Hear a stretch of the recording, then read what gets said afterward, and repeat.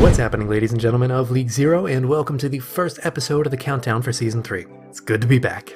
Anyways, for those of you who are brand new to the community and might not have any clue of what's going on, allow me to explain briefly. So this is going to be a weekly podcast that covers the basic recap, predictions, and various other discussion topics for each division separately. There will be timestamps in the pinned comment, as well as possibly in the play bar. I'm not entirely sure how to make that work yet, but I'm going to work on it, so you can skip around to the divisions of your choice. If you only care about Novice and Intermediate, for example, you can just watch those and skip everything else.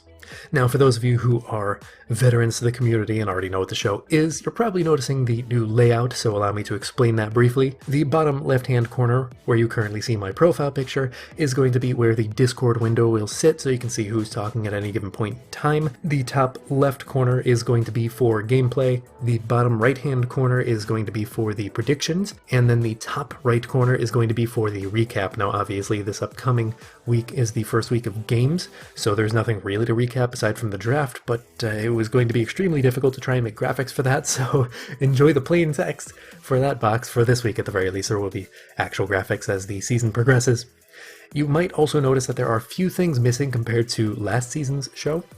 Most notably, probably the Analysts predictions. That was a rather popular graphic, and last season it had a graphic all its own, whereas this season I'm putting that as well as the community predictions into the main predictions graphic, so it's all nice and neat and together. And then there is also, of course, the news feed, which last season didn't really have as much engagement as I was expecting, and somewhat fortunately it was also one of the most time-intensive things to edit, so I'm kind of glad to get rid of it for this season. It's going to save me a lot of time in the grand scheme of things. And then, of course, in the very center of the screen, I'm sure most of you have noticed by this point, you have the little League Zero logo slowly rotating. Just like last season, it is a timekeeper, so it will rotate once over the course of each segment. Once it completes its rotation, that means that segment is just about done, and it'll be moving on to the next one. Also, it is worth noting that there's not guaranteed to be a weekly segment every single week of this season. I'd rather make it something worthwhile than trying to come up with something on the fly, because I felt like some of the weekly segments last season were less than what my standards would allow. So there definitely will be some weekly segments that I have planned, especially for the late season, and I'll probably be reaching out to some community members to see if they want to do anything special for an occasional weekly segment here and there, but otherwise it's just going to be the main 4 divisional segments. And I'm sure you noticed that the League Zero logo is just about finished with its rotation, which means I'm just about done. So without any further ado, enjoy the show. What is happening, ladies and gentlemen of League Zero? My name is Corbs OW, and today, welcome to the first edition of the Novice Countdown. Today I have 4 guests with me. Well, 3 guests.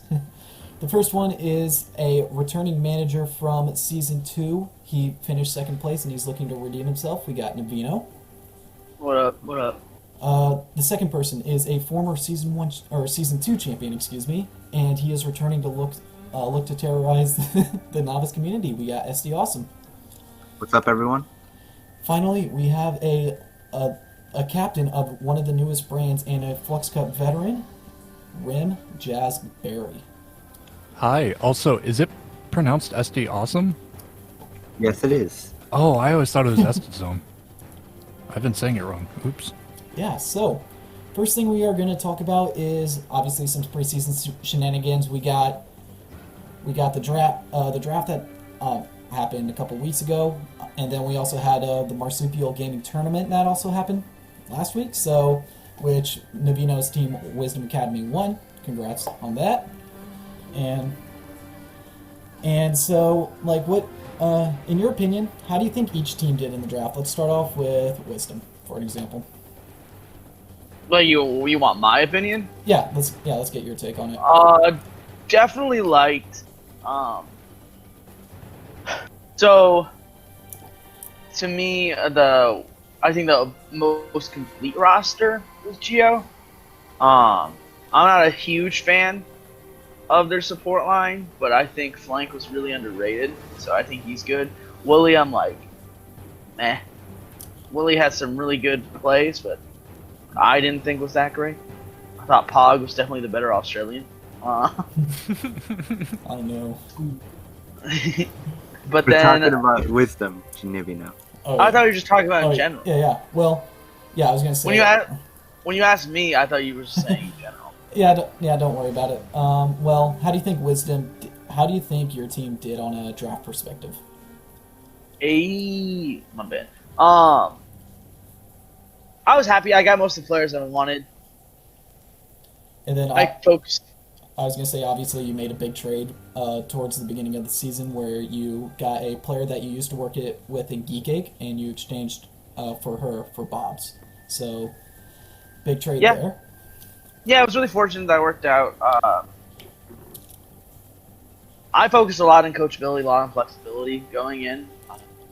So, I drafted people I thought I could put in multiple roles.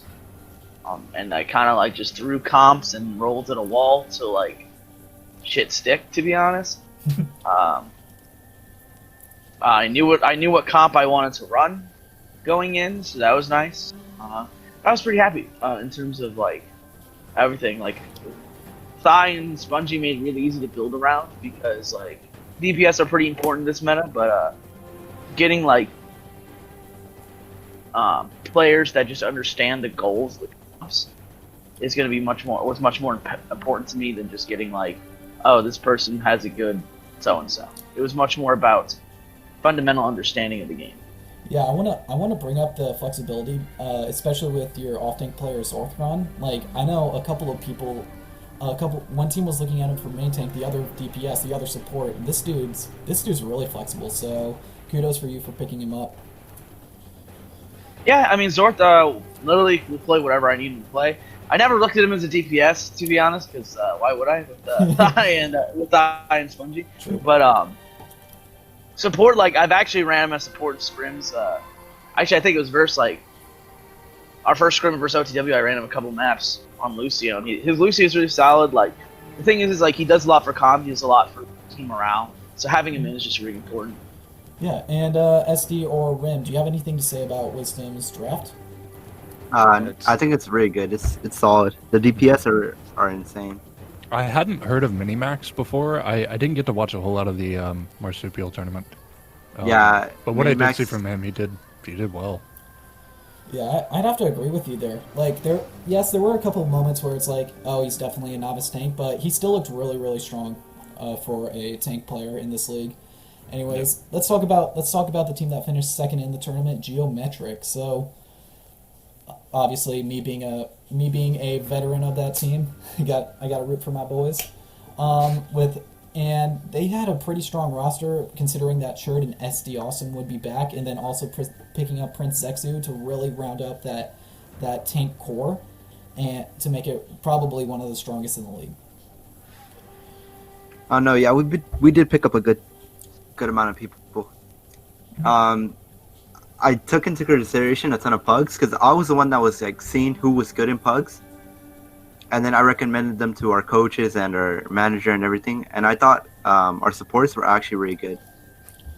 Yeah, I'd say Pog and actually no, not Pog, excuse me, Woolly Sheep and Flank Yada. I remember I watched a clip of Flank Yada. He literally built up a nano in less than 30 seconds. This dude's insane. Yeah, this dude's insane on Ana. Even though, yes, his name is Flank Yada, watch out for your backline. But other than that, he's been really, really impressive for me. So that was definitely a very underrated pickup. Navino or Rim Jazzberry, do you have anything to add on to that? I mean, not a whole lot. I mean, Prince is a great main tank. I mean, it was a really good pickup. I think Churd's going to complement him well. I only played with Churd a little bit in Flux Cup. And he's a great player. He knows how to support his tank, so I think him supporting Prince is going to be a gnarly tank duo. And as far as, I mean, obviously Esta's in that case, but you got protected. I don't know Blip and Tilted that well, or really the support line either. Yeah, Navino? I thought Zexu's Ryan was really good, but I worry about him on Winston, which is part of the reason. The reason I didn't take a tank in the first 2 rounds, like a main tank, is because I thought outside of honestly, to me, none of the main tanks were so much better than the other that I felt like I needed to take someone in the first couple rounds. Yeah, And so, like, everyone's, like, Winston was, like, a big question mark for most of the main tanks I saw in Pugs. I mean, even Mini looks much better on his Rhine than he does his Winston. That's how I feel. But I still think Zexu's comms and his Rhine are just really good. Wooly, I think, has some questionable decision-making. Mechanically is fine, but definitely questionable decision-making. And maybe that's partially to do with the ping, like, some of the, like, stuff they go for. I don't know. Because I thought they were, like, in Australia in the U.S., but I found out from Alianos they're actually in Australia. Our team has really high ping. Almost everybody's on like 90 ping and above. That's so funny. And you could tell with Tilted when you were watching him play that he was in high ping. Like, at least I did when I watched when I was watching the preseason. But Yeah, when are we gonna do League Zero on LAN? That'll be staff obviously has to do a lot of organization first in order for that to be happening. So Yeah, COVID has to end.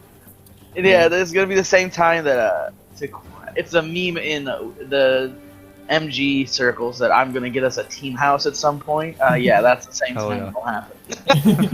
Yeah, so moving on, third place is going to be One Trick Wonders. So obviously, me being a coach for the team, I'm not going to try to show any bias. Like, yes, we kind of did get rolled by Geo. Well, not necessarily rolled, even though yes, it was a 3-0. It still was pretty close. But Yeah, I don't think the score represents how that game got played. yeah, so, and I believe that we did have a very solid draft. We only got sniped once, and honestly, I'm very proud to coach these dudes up to their potential. Any of you guys have anything to say? We won it off the Goose, but Off the the guy Goose stuck is him before us. pretty solid. Off the Goose is like the best DPS, I think, in my opinion. I think he got taken so late because he's just a piece of shit during Pugs. Yeah, he is how toxic. Bro, am I lying, dude? Like, none of us took him because we're all like, ooh, is he gonna blow up a team? Like, it gives me KTO vibes from last season for like SD and Corbs, like or Void or whatever. Remember he went by at the beginning. Him and Anti were so toxic in Pugs, but they were just so much better than other people that the people took him still, you know. And then when you saw OTW's roster at the beginning of that season, it was like, well, we all know who the real toxic team was, until Corbs reared his head. What's up?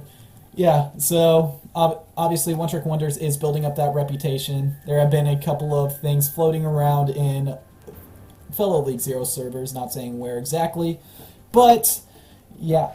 So Ram, you have anything to add on to? I've heard rumors of the OTW2 comp. Oh no. Mark II.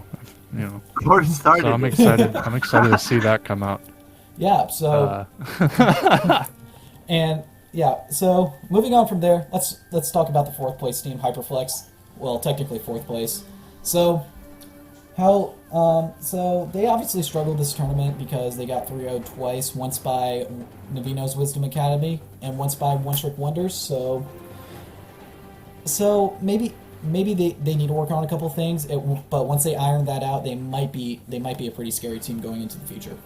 Definitely. And I caught a little bit of I can't remember who they were playing on Nepal Sanctum, but I saw Lori in on Zarya, and I can't remember who was on Ball.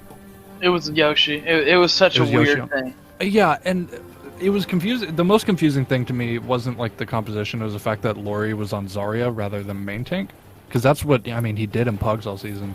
No, he also, as soon as you asked him to play anything other than Rhine at like the first Pugs, this man would log Zarya, which is personally why I didn't pick him up, because he legit just and then the week of the draft Pugs I hosted that week, he just looked a ton better. Mm-hmm. I don't know why, but I don't think his Zarya was good. I can't comment on that. I only really saw him on main tank. But I mean, their roster is interesting, is the most I can say. Yeah. Any help with the coaching? Yeah. Okay, their coaches are like what? Alucard? No, Alucard. Yeah, he's a coach for Geo, I think. No, Alucard left to go to coach Hyperflex because he's an old Hyperflex player. I remember that there was that announcement They also have Grim or Linlar or whatever you want to call him. Grim, really? Yeah. So if you don't remember him from Flux Cup, he was the. No, I remember him. Yeah. I remember him. I just got ooh. That's kind of what Hyperflex feels to me as Uwu 2.0. Bro, because like I feel like their draft was super weird. Because not that I don't think Chef is good, right? Because like I thought about drafting Chef, but like as we all established, I didn't need to draft DPS this thing, which is why I waited to take Gong in like round 9, right? And to me, it's like they went into the draft just looking to draft a bunch of people they saw as friends, Right. you know, and it's just not gonna work. Which, I mean, like... Their group of friends aren't good enough. I can I'm being understand honest. going into that, like, if they're just like, we just want to have fun, which is fine. Like, I respect that completely. If they're just like, no, we want to, like, just pick people up, have fun in the league, whatever. But the competitive side of me is like, no, I want to win, you know? So, like, I'm split on, like, really accepting that decision, but I can understand why they did it. Yeah, I'd say. Oh yeah. I'd say one of the things that really kind of nailed Hyperflex into the ground is getting rid of Geekcake. Like, obviously, Nabino, you jumped on that opportunity right away because, again, you worked with her, but in return, they do get a pretty solid support in Bob 6, obviously being a veteran of the league, turning Plat Chat season around, so the dude has potential. I'll let you know right now, so you never know, he could turn around One Trick Wonder season. Or no, not One Trick, Hyperflex's season, excuse me. Yeah, no, I think it's just the beginning of the season. I think they'll improve way more as the season goes throughout. Oh yeah. Yeah, I agree. I don't think they're gonna be stuck in the rut. But as I told some other folks, like they definitely give me like last season Rio vibes, bro. Yeah. And they also the only people to draft the bronze. So like, very true. Banana? Yep. yeah, Banana is like 1100. I think. And I don't understand why you would ever sub out. Like I understand playtime and stuff in this preseason, but Right. Valerie, like if you're gonna sub someone out, I would think you would sub out Chef. And I think Banana also plays on like 20 frames a second. Yeah, that's true. I think she does. We just need obviously a confirmation from her. So there's that. And let's move on to one of the new expansion teams here, Edinburgh Monarchs. Obviously, they played in the very first round. They did get 3-0'd by Geo. However, they looked really, really strong despite the scoreline. No, yeah, they did get really strong. Best Speaking is a bright spot on their team for sure. I thought like the exact opposite. I thought Vesper team looked really weak, and then I thought like Game versus him was like a pain in the ass. Wait, what versus him? Yeah, versus him. He was like the only one countering me.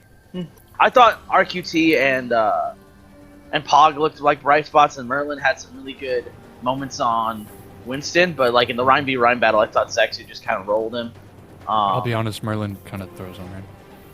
Yeah, I wasn't gonna go there, but yeah. I mean, he's a good monkey, but like, once it's- monkey's not meta anymore, in I say 3 weeks probably. Why do you say that though? Why does Monkey not stay meta? Because the only thing that will take him out of meta is if we get CC changes again. Because that's the only reason he wasn't meta in last season is because May and Brig were pretty strong. Fair.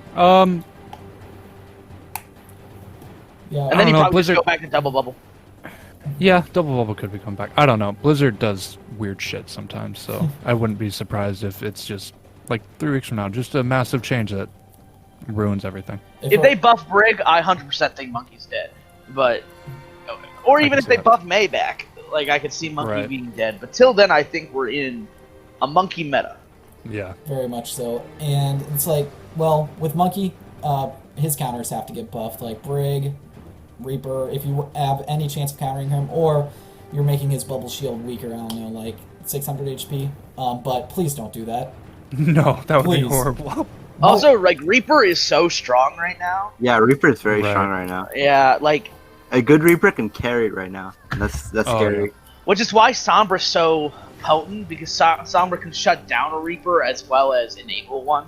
Right. You know, it's much like how Hackfist used to be a thing because your Sombra could like enable your Doomfist while also shutting down the enemy Doomfist. Right. How the comp counters itself in the mirror. Yeah. Oh yeah, I love like watching mirror matchups this meta because like honestly it reminds me a lot of when I used to play in Winston Goats, and it's a lot about cooldown rotations, a lot about just communication in general. So if your target focus isn't good, it's gonna be really hard for you to be good at this meta.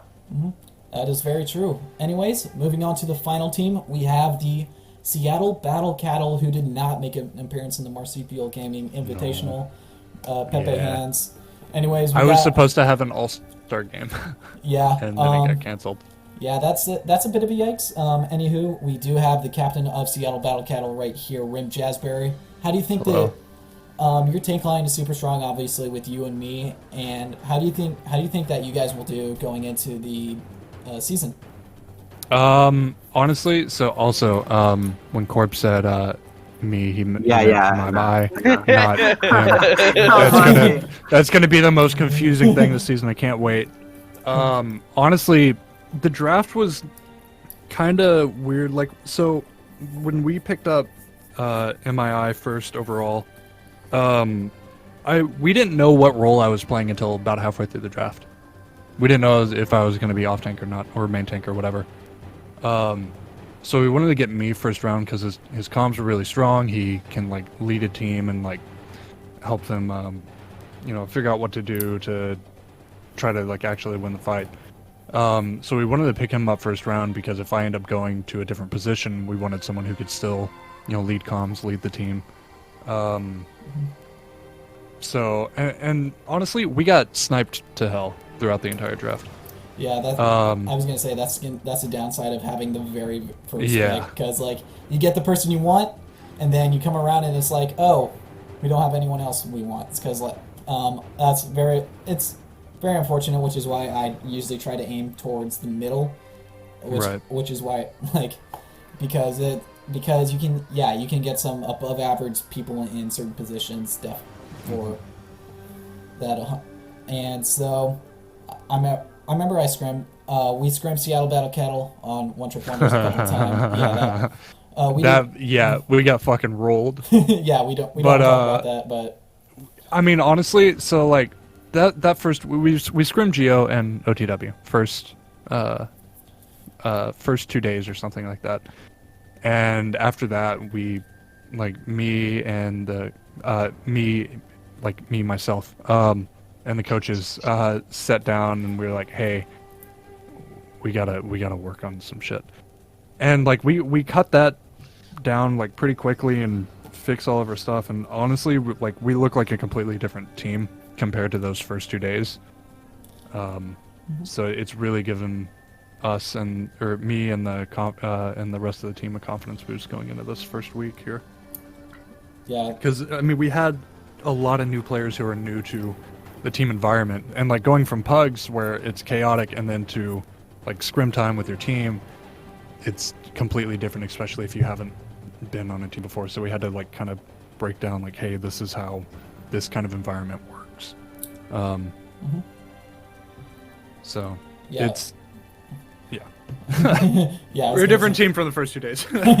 Yeah, so since you did say you did scrim Geo, SD, do you have anything to say on this? I wasn't there. I wasn't for like the first 2 maps, but then I had to go. Oh, unlucky. Car breakdown again?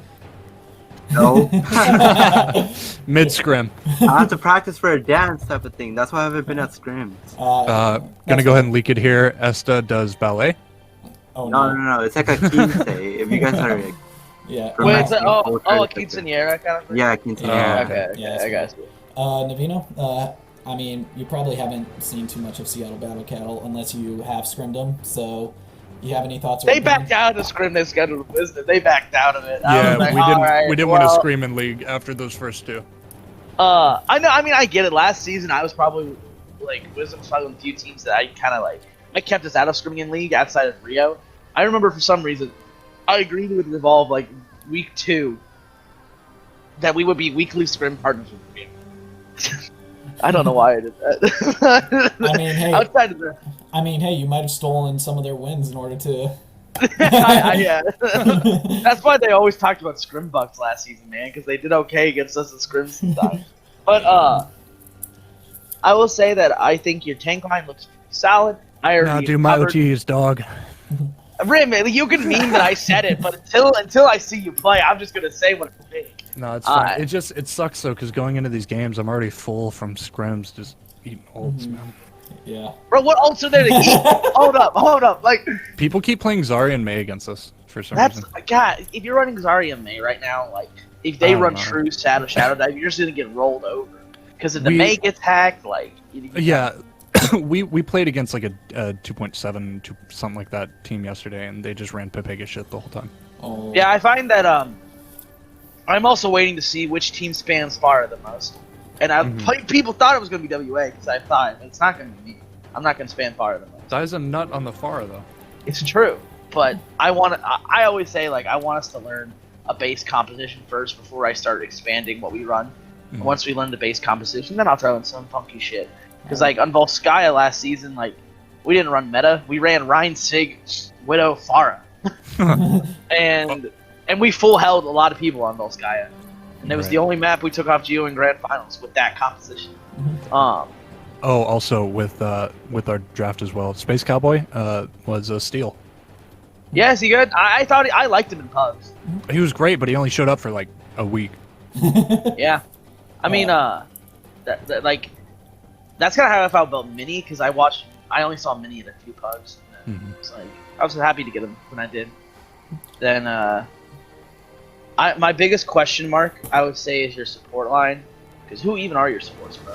Like, This is actually kind of good. Badiza good, Formal good, Silver's good, Fading we're working with. He's not bad, but like... I think I prefer Fading at the DPS. I'm gonna keep it real. I remember Fading playing off tank when I was like, No, Fading's a good tracer. No leaks. But I will say that, like, the reason it's my biggest question mark, not because I think you guys are necessarily bad, it's just there's no one that sticks out to me. It's like, oh, they're good. Like, I thought Badizia was okay. I thought, and I didn't even know who can I cuss Corbs? Yeah, it can't be an F-bomb though. Okay. Got it. Good. All right, you're good. gonna have to bleep me. Oops. I just didn't know who the hell, like, the others were. No, I Other than understand. Badizia and Fading. And, like, I was like, Fading is like, okay, they're very flexible. I thought it was a bit of a reach taking him, like, when did you take him? Like, round 3. Was it round 3?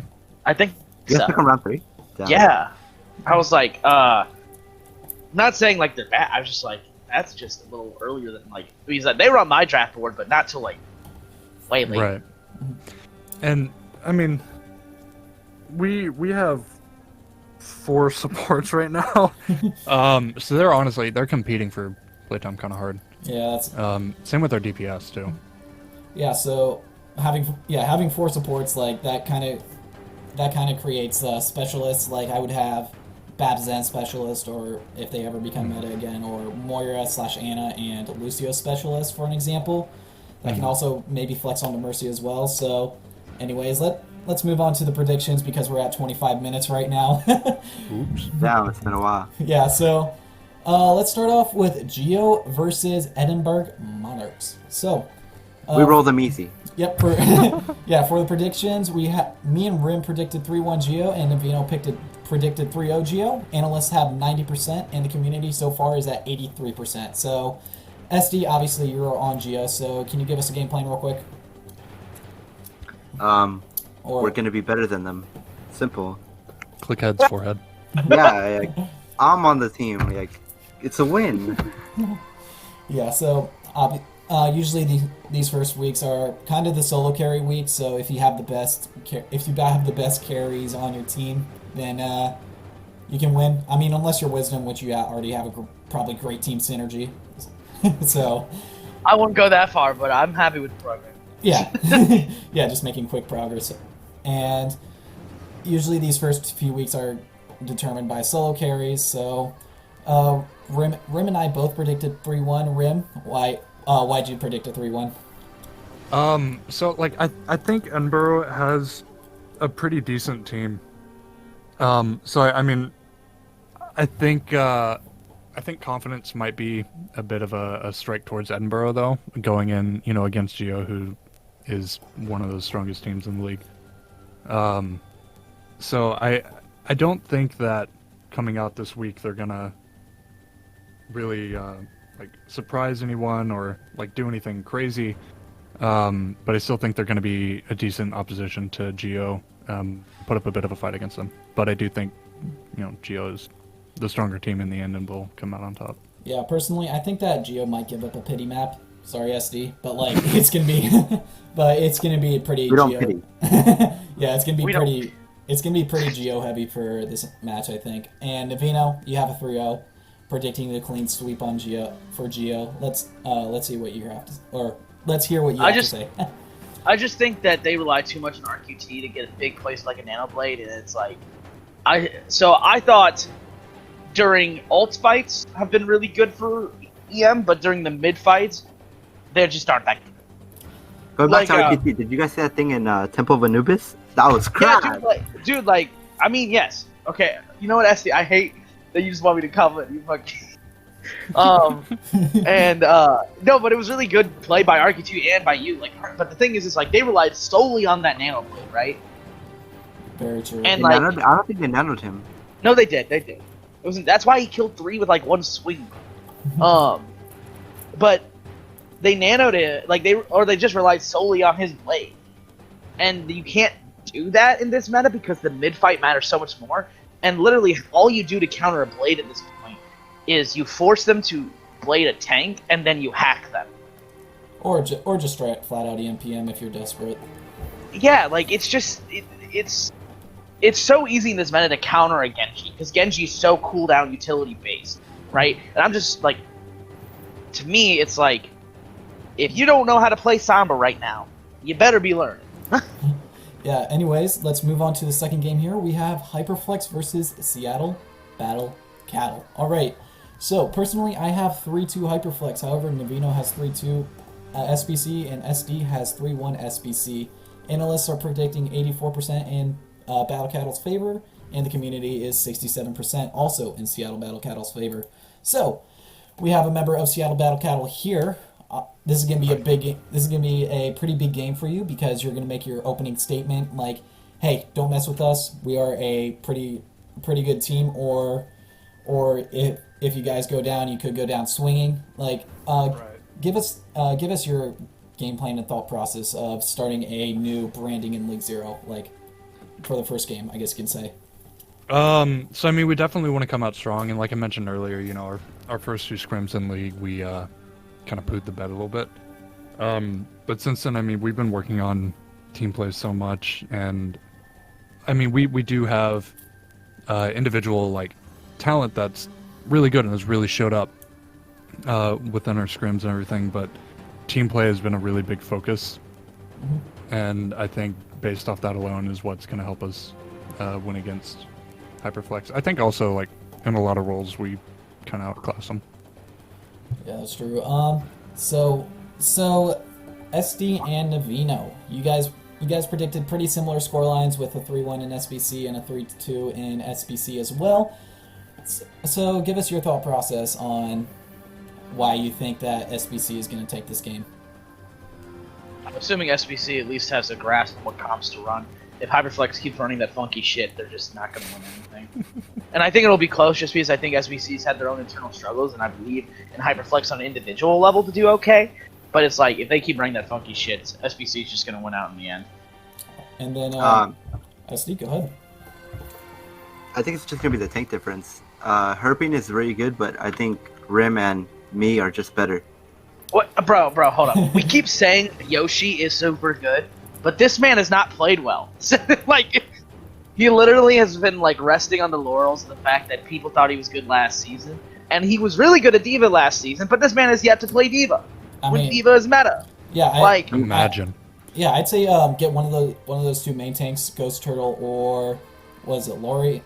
Lori to practice Monkey, and have them be like a monkey specialist while the other one practices, let's say, Ryan and Orisa, for an example, which could help him in the future as well. I mean, personally, I do have Hyperflex winning this 3-2 because I have faith that the Hyperflex will like finish maps rather than just win them outright. Kind of like what happened last season in the in the grand finals for Novice, where like the last two maps pretty much like Geo finished him out compared to Wisdom, but Wisdom still did look super strong those final two maps. And Bro, the C9 and Dorado still haunts me. I'm sorry. Yeah, anyways, let's go on to our final matchup, and this will be the game of the week with One Trick Wonders versus Wisdom. So, SD Awesome has 3-1 One Trick Wonders, and Rim Jazzberry has 3-2 One Trick Wonders. Analysts, however, are predicting Wisdom with 87%, and the community has Wisdom by 83%. So, me being a coach of One Trick Wonders, I gotta defend my boys here. I think we do have the tools that are necessary to take down Wisdom. The problem is, it's Wisdom. It's gonna be a hard game. Like, we've pretty much been prepping a game plan since like the start of since we found out that was gonna be our week 1 opponent. So it's gonna be fun. Anyways, Navino, you have anything to say on the matchup? I mean, I think the only thing I've really looked towards, like what I think OTW will play, is the Invitational and the one scrim we had versus OTW. And I think the OTW's biggest issue, they don't have a good Sombra player. I think that they, like, if they run some funky stuff like OTW 2.0, I'm not too worried about it, because I know that Dai is prepared to, like, Dai knows how to make changes in the slot. You know? So does Zord. And so I'm fine with that. I think we do have a really good shot at winning, but I also don't underestimate OTW. My game plan is just to force Florida on the Diva, to be honest. As his former coach, I definitely know how his Diva is. All right. A little bit. Goose is just better than Spudgy and Ty, in my opinion. I don't think he's better. I think he plays Reaper, and I think that's about it. Because I think everything. You haven't seen Goose on other heroes. He's really good. I watched him in Pugs, and I watched him in the preseason Invitational. Like, I thought about taking him too. I think we all thought about taking him. Oh, trust me, right? Goose is so much better than Spudgy and Ty. It's crazy. He's number 1 on DBS. Ooh, we got some hot takes up in here. I love it. And anyways, Rim, SD and Rim. I believe SD predicted a 3-1 OTW, and Rim predicted a 3-2. So, why'd you guys obviously pick that? Do you want to go, or do you want me to? Like I said, Goose is just better than both of those CPS. And I know it's just one man, but one man sometimes is all you need. Fair. I honestly haven't seen a whole lot of Wisdom. I've only seen OTW. And that's, I mean, playing against them, really. But I've heard rumors that Wisdom is a pretty top-notch team. So, I mean, just based off that, I'm hoping it's a 3-2. I'm hoping it's a close game, you know. Maybe a draw on there. That'd be fun. But in the end, like, I've only really seen OTW play, so I'd put them on top. All right, sounds good. And with that being said, this concludes week 1 of the Novice section for the Countdown. Thank you to our guests Navino, SD Awesome, and Rim Jazzberry for coming out, and I'll see you next week. What's happening, members of League Zero? I am your host, Grapekick, and welcome back to the Season 3 edition of the Intermediate Countdown. And man, it feels great to say that. I'm here with a few of my guests. Say your name. Great God X. I play on Guangzhou Gangsters. Hello again, I'm Maverick. I'm the manager for Mob Mentality this season. And hi, I'm Mob. I'm a free agent DPS and tank player. Awesome, guys, as we have a vast variety of players here today. Some new players, some returning players. I know Maverick has been on the show a lot, so it's good to see a new Maverick this season. So we're just going to go right into this, guys. So the first thing we're going to have is actually recapping the draft. So the first question that I have is actually for Maverick. So going into the draft, Maverick, as a team manager, what was your expectations, and did you fulfill those expectations that you were looking for?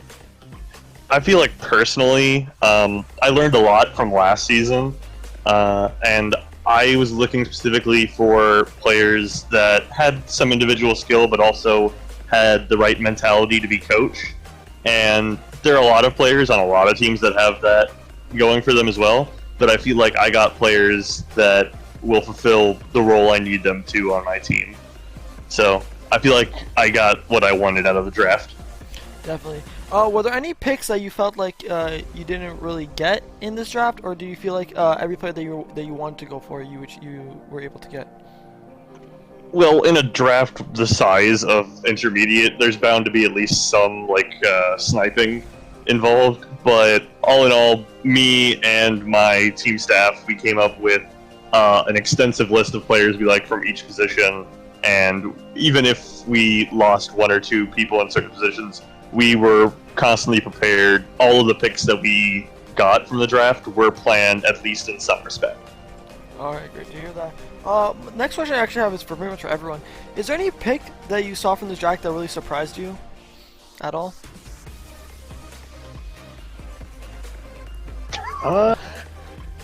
Everyone I remember kind of seems like they earned their spot. Personally, I don't think so. I kind of think everyone's good where they are. Yeah, I definitely have to agree. I feel like intermediate has the most player signups out of every single division, and they also had the maximum of 8 teams. So I feel like every single player that did stand out, maybe with a few exceptions there, did get picked up in the end.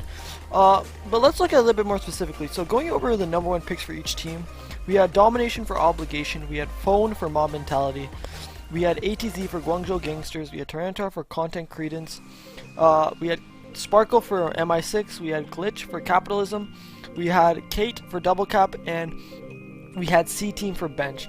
Do any of these number 1 picks surprise you guys at all, or were these expected coming out from these teams? I feel like each one of the teams went for something different when they got these picks. Like each one of these teams is looking for something different. You look at like Tyranitar for Content Credence, he's a support player, whereas Phone for Mob Mentality is a DPS player, Domination for Obligation is a tank player. So each team was looking to base their team center around something different. And I feel like each one of the players picked up first round has at least something going for them that makes them a solid element of their respective teams. I definitely have to agree. And one team that really surprised me a lot is the Guangzhou Gangsters, because their first round pick was ATZ. I remember watching ATZ last season. He was probably one of the best hit scans in the league. However, he was put on such a weak team that I don't feel like his full potential was actually reached. So I'm definitely going to be interested to see how Guangzhou Gangsters play around him, or if they do even want to play around him, because I know they have a really stacked roster altogether. So Greek Godex, my next question for you is, how do you feel like the Guangzhou Gangsters roster stands where it is, in your opinion? I like it overall. I know we got a lot of novice players from last year, but definitely higher level players from novice last year, in my opinion. And I think I think he put together a really good team, and I think if we do everything right, we can definitely be at the top of the league, I think. Definitely. But yeah, going back to Mario's point, every team seems like to have like a different play style, you know? I feel like the teams that picked a main tank for in round 1 are playing to play around those players specifically.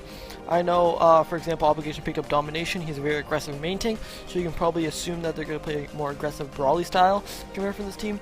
And the other teams that picked around their DPS will probably play a more passive, more reliant style, focusing on their DPS players. So yeah, more pick-oriented style or something similar to that. Yeah, I definitely agree. I would also want to say that I definitely agree that all of the managers have had a plan in mind, you know, like going into their first picks. Like you can tell based on who they picked, kind of how they want their team to play style.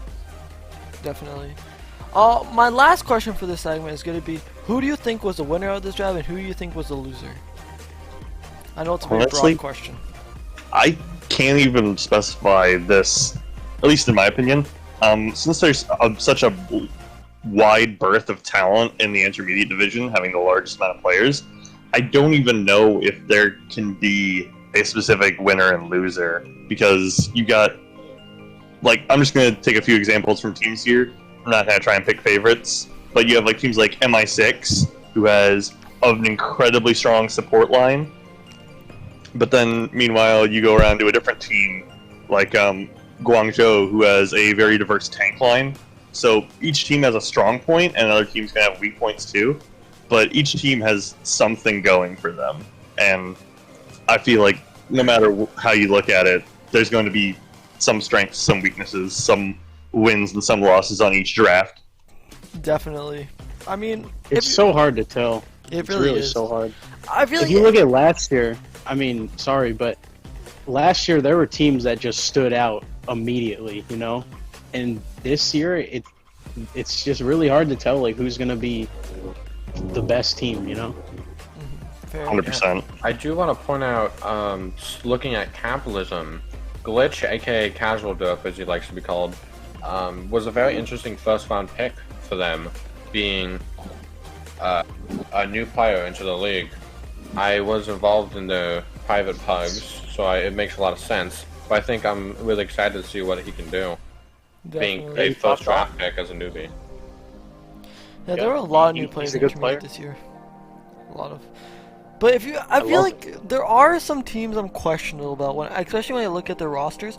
Now, of course, a lot of these teams I'm probably going to be mentioning up now. I haven't heard of a lot of their players, right? I mean, in this first week of a countdown right now, we kind of have to base off mechanical skill from what we've seen in past seasons and in pugs. So if you ask me, like, some of these teams I'm not particularly impressed with, but I feel like they can make a run. Like, I don't know, Double Cap. The roster seems alright. They have a lot of unknown names I've never seen before. Even the I don't bench, think you can argue with the results so far. definitely. And they did. I don't know. They did pretty good in the SMI, if I'm not correct, right? Yeah, they rolled it, actually. They did, yeah. Oh, well, I stand corrected then. My bad. But yeah, I think any more statements on the draft? Or can we move on? I would just want to say that the teams that I was hesitant about didn't perform. I mean, they performed pretty well, at least from what I could see so far. So That actually is correct. You know. Yeah, I have to agree with you there then. I still have some opinions, and I'm definitely questioning some of these lineups, but I think that they could really work out anyway at this point. So Definitely. I'm definitely in the same boat as Greek here. Like, there's so much talent across the entire division that I feel like any team, at least for the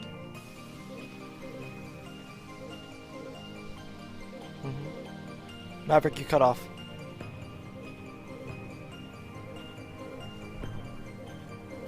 Hello here? Yeah, we hear you now. Okay, cool. What I was trying to say was the fact that, like last season, there could be teams that ended up being more dominant later in the season, but for now, I really don't think that any one team can be seen as like an incredible powerhouse, or one team can be seen as like an absolute failure. At the moment, I feel like any team has at least some viability as a competitor. Granted, it's the beginning of the season, so that's to be expected. Yeah, fair. I'll have to agree with you there. I do honestly think that this season is going to boil down to not just the players, but management and coaching and how well they can develop a lot of these new players.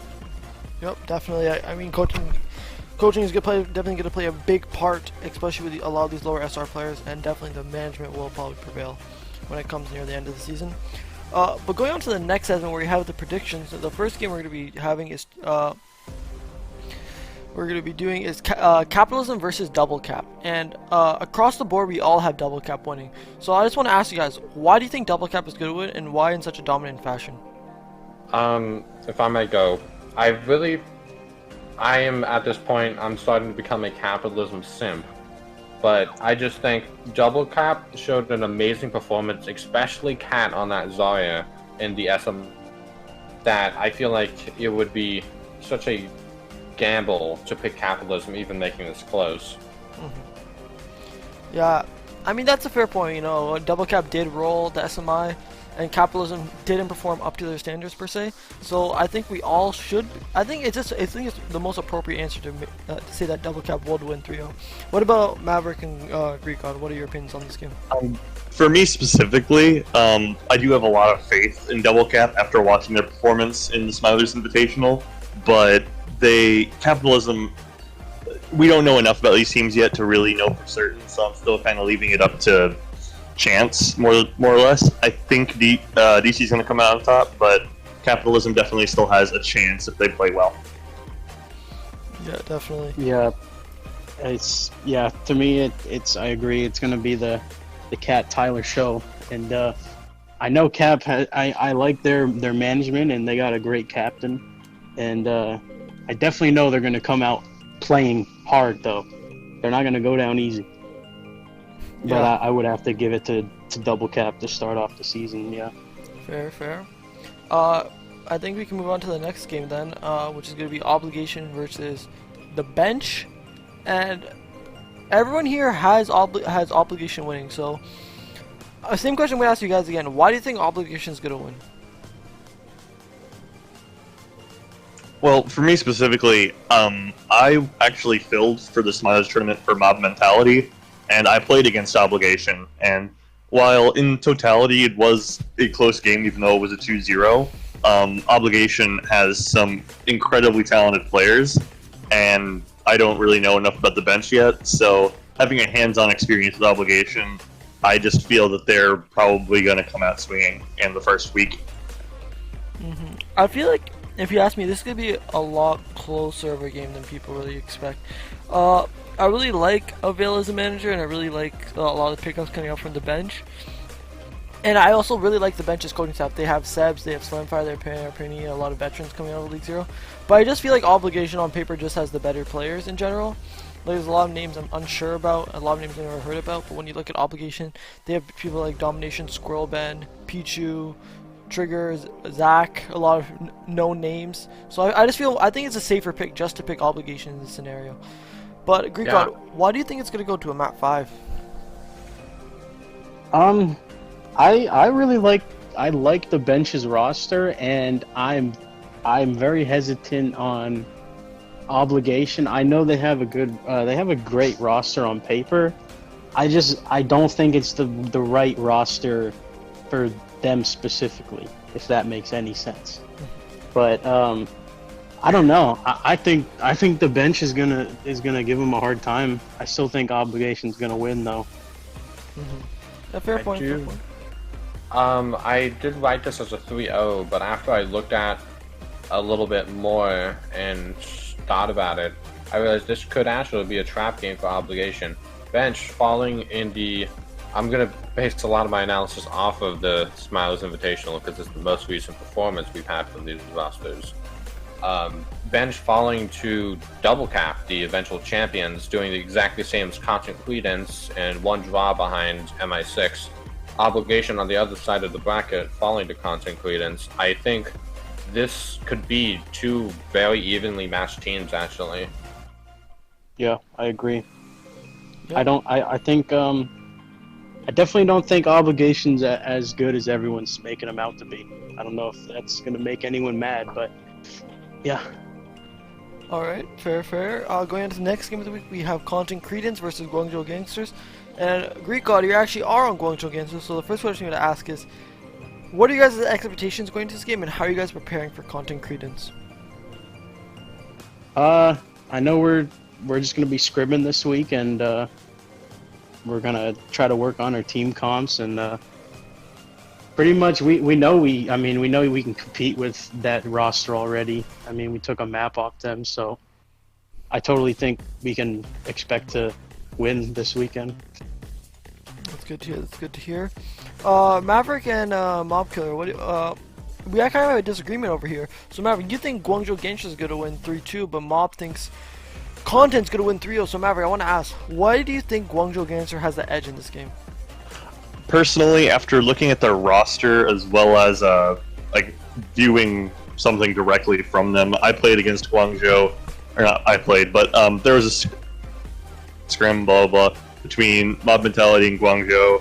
I have a lot of faith in the Guangzhou roster. They have a lot of players that I'm specifically familiar with from last season, like ATZ, Rai Guy, now going by QZ. They just have a lot of talent, and I do think if they play their hand right, they can be incredibly devastating in the right meta and the right hands. They could be incredibly devastating. And I haven't seen as much of Content Credence. I do know they're very good as well, and that's why I made it a 3-2 instead of like a 3-0 blowout or anything. but I do think in the end, they have more versatility than Content Credence, so I think that'll allow them to edge out this win. What about you, Mob Killer? Why do you think Content Credence will win 3-0?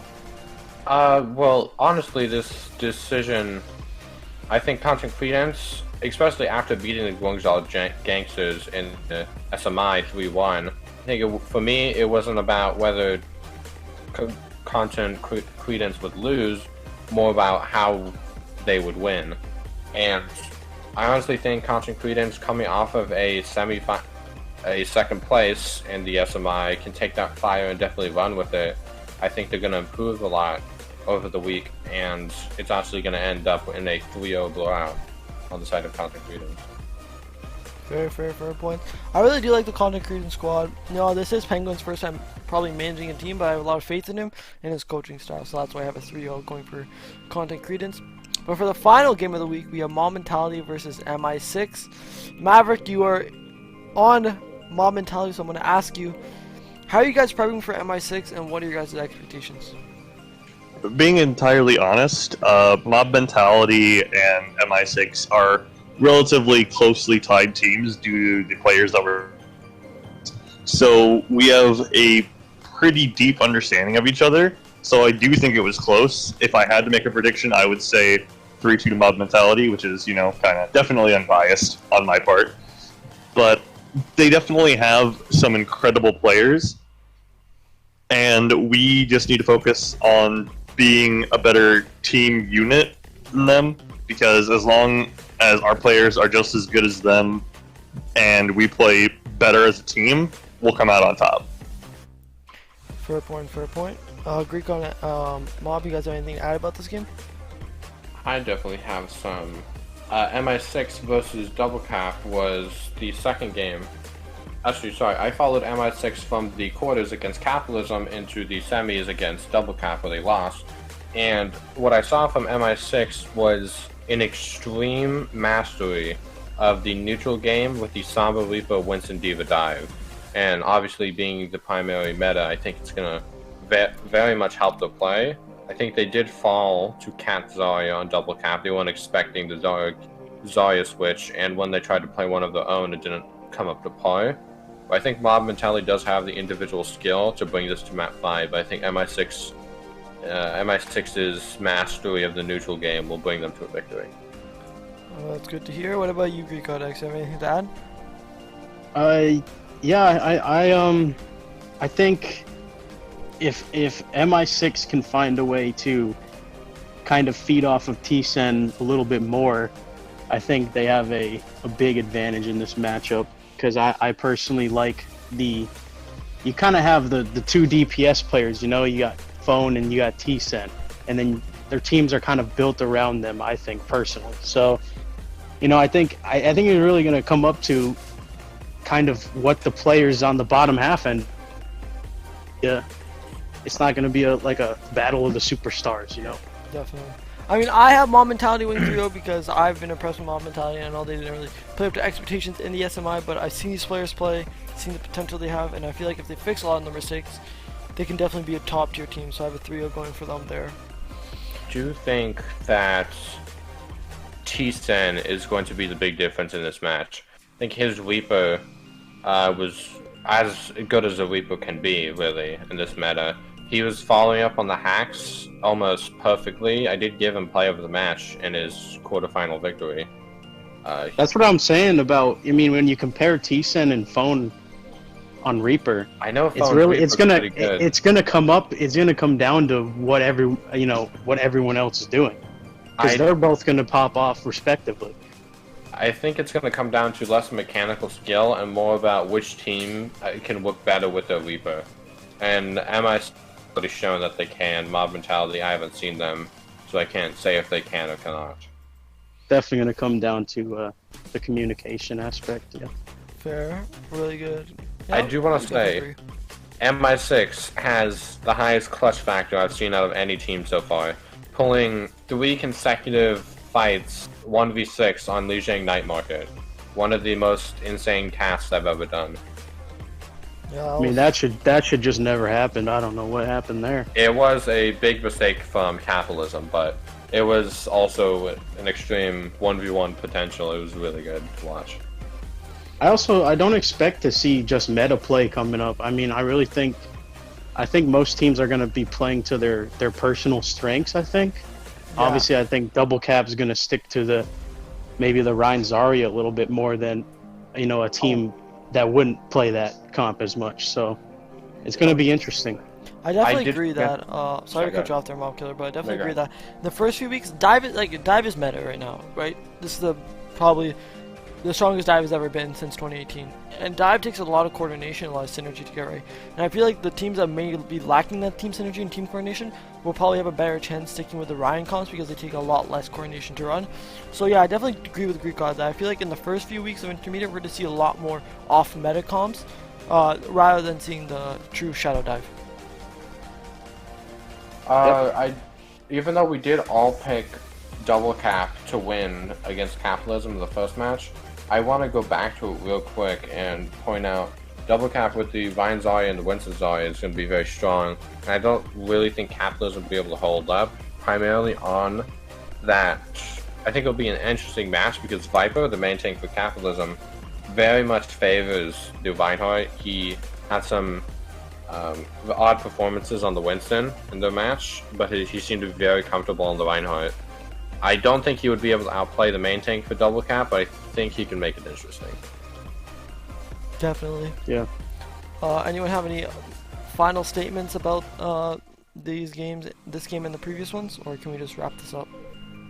I mean, I just wanted to say that no matter how this week turns out, I think this week will probably be the most unexpected and the hardest to predict going in because we have the least amount of understanding of the teams.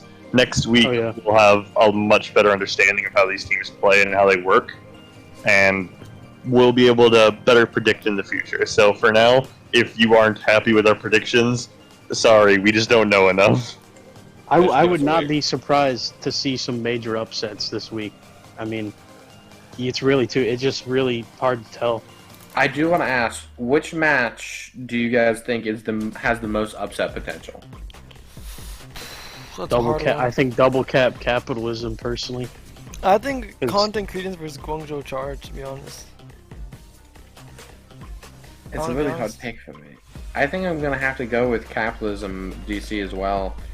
I feel like I just have a weird feeling, even though I predicted a 3-0, that Kappatilism is gonna come out swinging. I think they're really gonna play off of their captain. I think Grey Cub's gonna pop off, and wouldn't be so surprised. I wouldn't be so surprised if they, upset Double Cap. Grey Cub with the signature Ana, they do like to run the variation on the standard Winston dive meta, but instead of a Moira with an Ana. And I know he's been struggling to play Ana recently, and if they can find out a way to keep him alive on the Ana, that's scary in my opinion. So it's gonna be exciting. Definitely will be exciting, but I think that does wrap up our segment. So thank you guys all for watching this week's episode of The Countdown, and be sure to like and comment and stay tuned for next week. See you guys.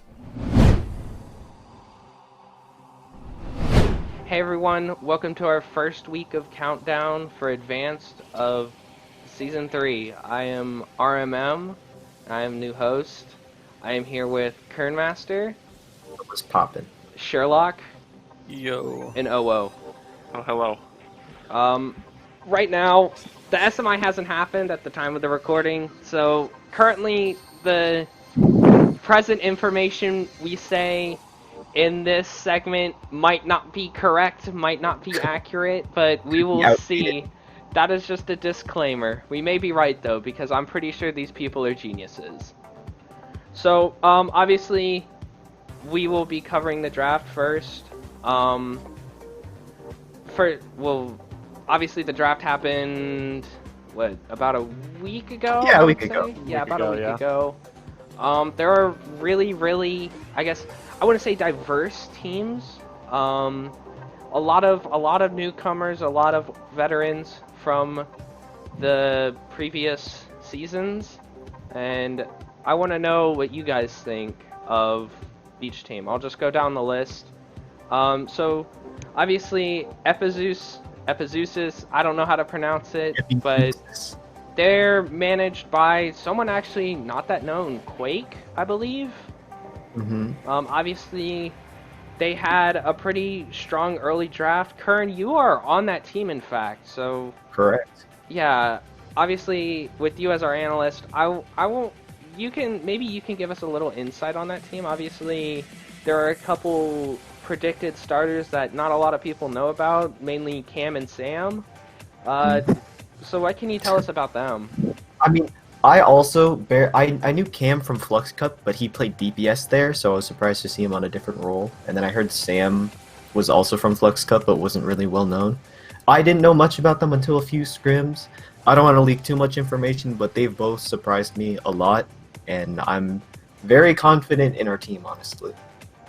I'm happy with what we have. Yeah. Go ahead, Karen, leak stuff. Tell me your entire roster. Tell me what kind of comps you run, man. We run in a Hackfist, Whoa. bringing out the Doom. Whoa. Yeah. Who doesn't like Doomfist in this meta? Yeah, but Sherlock, do you have any thoughts on Epizeusis? Epizeuxis. Epizeuxis. Thank you, Kern. Gotcha. Honestly, they're looking like a pretty good team. I'll throw a question mark at that. Obviously they got Kernmaster, and he's kind of stinky. So I wouldn't say he's the best, But they definitely do got a solid lineup when it comes to what they really are going to be running. And then I have some predictions of who their starting roster is going to be, but I'm not going to say anything because I kind of want them to surprise me when it comes to this upcoming weekend for games. But I definitely think these guys aren't going to be getting shut out like DKE of last year. Yeah. Well, how about you? Do you have any thoughts on that? I agree with Sherlock. I think that, in my opinion, all of the teams are good in advanced, but there are 3 standout teams to me, and Epic Zeus, whatever the fuck, is not one of those 3. Damn. Okay. Very interested to hear what you think of which 3 of those teams are. Maybe it'll be more fun if you just don't say and let them figure that out on their own. I do want to add on to that. I do think all the teams that advanced, despite some being maybe a bit lesser in talent or maybe some a bit more, I think this is the most close a division has been in a while. Because from last season, Inter/Advanced, there was Bark, who was bottom feeding, and Go Goats, and then for Inter it was DKE and Overcharge. I don't think there's going to be a team in Advanced that really bottom feeds as much as people think. I agree with that for sure. Like I said, everyone is. There's no bad team, but there are definitely good teams. There are definitely great teams. Yeah. And I think that I have a big 3 list. And Epizeuxis is one of them. Epizeuxis is not yet. I will say, fair point. I don't know Cam at all. I don't know Sam very well. I was in a couple privates with him, and Current is stinky. So that you have to factor that in as well. Stinky is a good thing. I really think Epizeuxis could honestly surprise. I like the bench actually. Shouldn't have gone that late, to be honest. I think he's phenomenal. My only comment currently is Surmi is suspended for 2 maps because of his dumb assery. So they will not have an off tank for the first 2 games. Obviously, I like Reborn a lot. I think Reborn is super, super underrated. In Horizon League, he was super, super good when he played. I managed him, of course, so I might be a little biased on that. Just a little bit. But my last experience with Kern Master was him throwing my privates on Mercy. It was great. I really don't have a lot to say about that. Yeah, but moving on. Moving on. Next, we have the Hangzhou Bark. Obviously, Sherlock here is the manager of that team. So, I have a question for you. I know a lot of people are doubting your support line, especially the Painless pick being first. Can you provide us any insight on why you picked your support line specifically? Honestly, it came down to a lot of my own decision and some influence from my coach line. But I spent a few hours going over the VODs, like after we ran privates, after we ran publics. I went through all the replays and in the Overwatch replay viewer. Did a lot in a spreadsheet. Was doing a lot of power rankings, and I didn't know where Painless was in the whole like scene of other teams. It was more of like a safety pick because we liked some parts of his play that I'm not gonna say, but we liked something that he did that really put a lot of pressure off of other. We liked what he did that basically provided the team, and we going down the draft sheet. There's not a lot of main tanks, and the off tanks are always the biggest list when it comes to League Zero. So when we were looking at main tank off tank, we wanted a good duo, but we didn't want to like put so much pressure onto them and have them as our first pick. As you see, a lot of tanks are the first pick when it comes to some of these teams. So we kind of just wanted to get the support that would take a lot of pressure off of our main tank as far as the ability goes. Yeah, obviously, I know a lot of people haven't heard of your main tank Smile, but I have heard a lot of good things about him, even with his ping issues. And Yeah, I really think Warlord. Hangzhou, the sky is the limit with you guys, especially if your support line pops off. Honestly, they could probably be the best team, especially with Acid Chuggy J. They have that previous synergy from Yikes and experience. Obviously, your off tank is very deep. Disguido, I've heard many good things on. Akimbo has been very, I guess, a winning player in a lot of these leagues since the season has ended from last season. Yeah, but Kern, do you have any thoughts on Hangzhou here? They look excellent. I think they're a top 3 team easily. No question. No question in my mind that they're top 3. My only question lies in the flexibility of their support line. I rate Painless's Lucio. I don't rate his Mercy at all, so I need to see flexibility from Painless, because I know he's a good player, but I only know him for his Lucio. And then I honestly don't know much about Vibranium or iMustache. I saw them in privates, so I think they're well enough to be picked early. I just have not seen enough of them, so I don't know the flexibility of their support line. But they have, I think, the best DPS line, and I rate Smile well. Yeah. So obviously next we have Kingdom Come. Kingdom Come, I've heard, is a very, I guess, I forgot the word I'm gonna say, but a lot of people like them, a lot of people don't like them. Obviously, I think they're a very middle pack team. Obviously, Gizzed on main support is kind of a question mark. I know I know he hasn't really done that traditionally before, and their DPS line is obviously kind of middle of the pack to a lot of people. Obviously, you guys probably have some thoughts on them. No leaks, but I heard from outside sources, aka him himself, he might want to swap. Triggered might want to swap back to main support because he believes in himself. So we could see a different main support going into an actual game with Kingdom Come. Yeah, that was my only thing about Kingdom Come. They have a very solid tank line as far as main tank and off tank goes. And then when it comes to their DPS, you have Raging Cool. He's a really good player himself, and Cheddar saw him a lot during Pug, so their DPS line is pretty stacked. The only time that I see a little bit of a falter is when it comes to GH. I played with him on Pepega last year, and we really liked his main tank play, but we had to put him on for Lucio for a few maps, and it just wasn't the best. So having him picked up as a main support was kind of questionable. Kind of a question mark. But he's a good player, so I'm pretty sure whether it's Triggered, whether it's GH, this team is definitely going to be pretty high up. I think that Ant is just a phenomenal player. I'd go so far as to say he's the best main tank in Advanced. Oh, without a doubt. The difference between him in Horizon League to right now is like just a massive difference. He's obviously been grinding. I went up against him in privates. I couldn't even hold a candle to him anymore. It wasn't even fair. He's just so much better than me. I have my utmost respect for him. We scrimmed Kingdom Come, and he was not there. And I think Ann is the best player on Kingdom Come. And with them not having their best player, they still went toe to toe with Vertigo. So if they get their best player back, I think they'll be a top 3 team. I don't know. See, if in my top 3, I have them as the 3rd.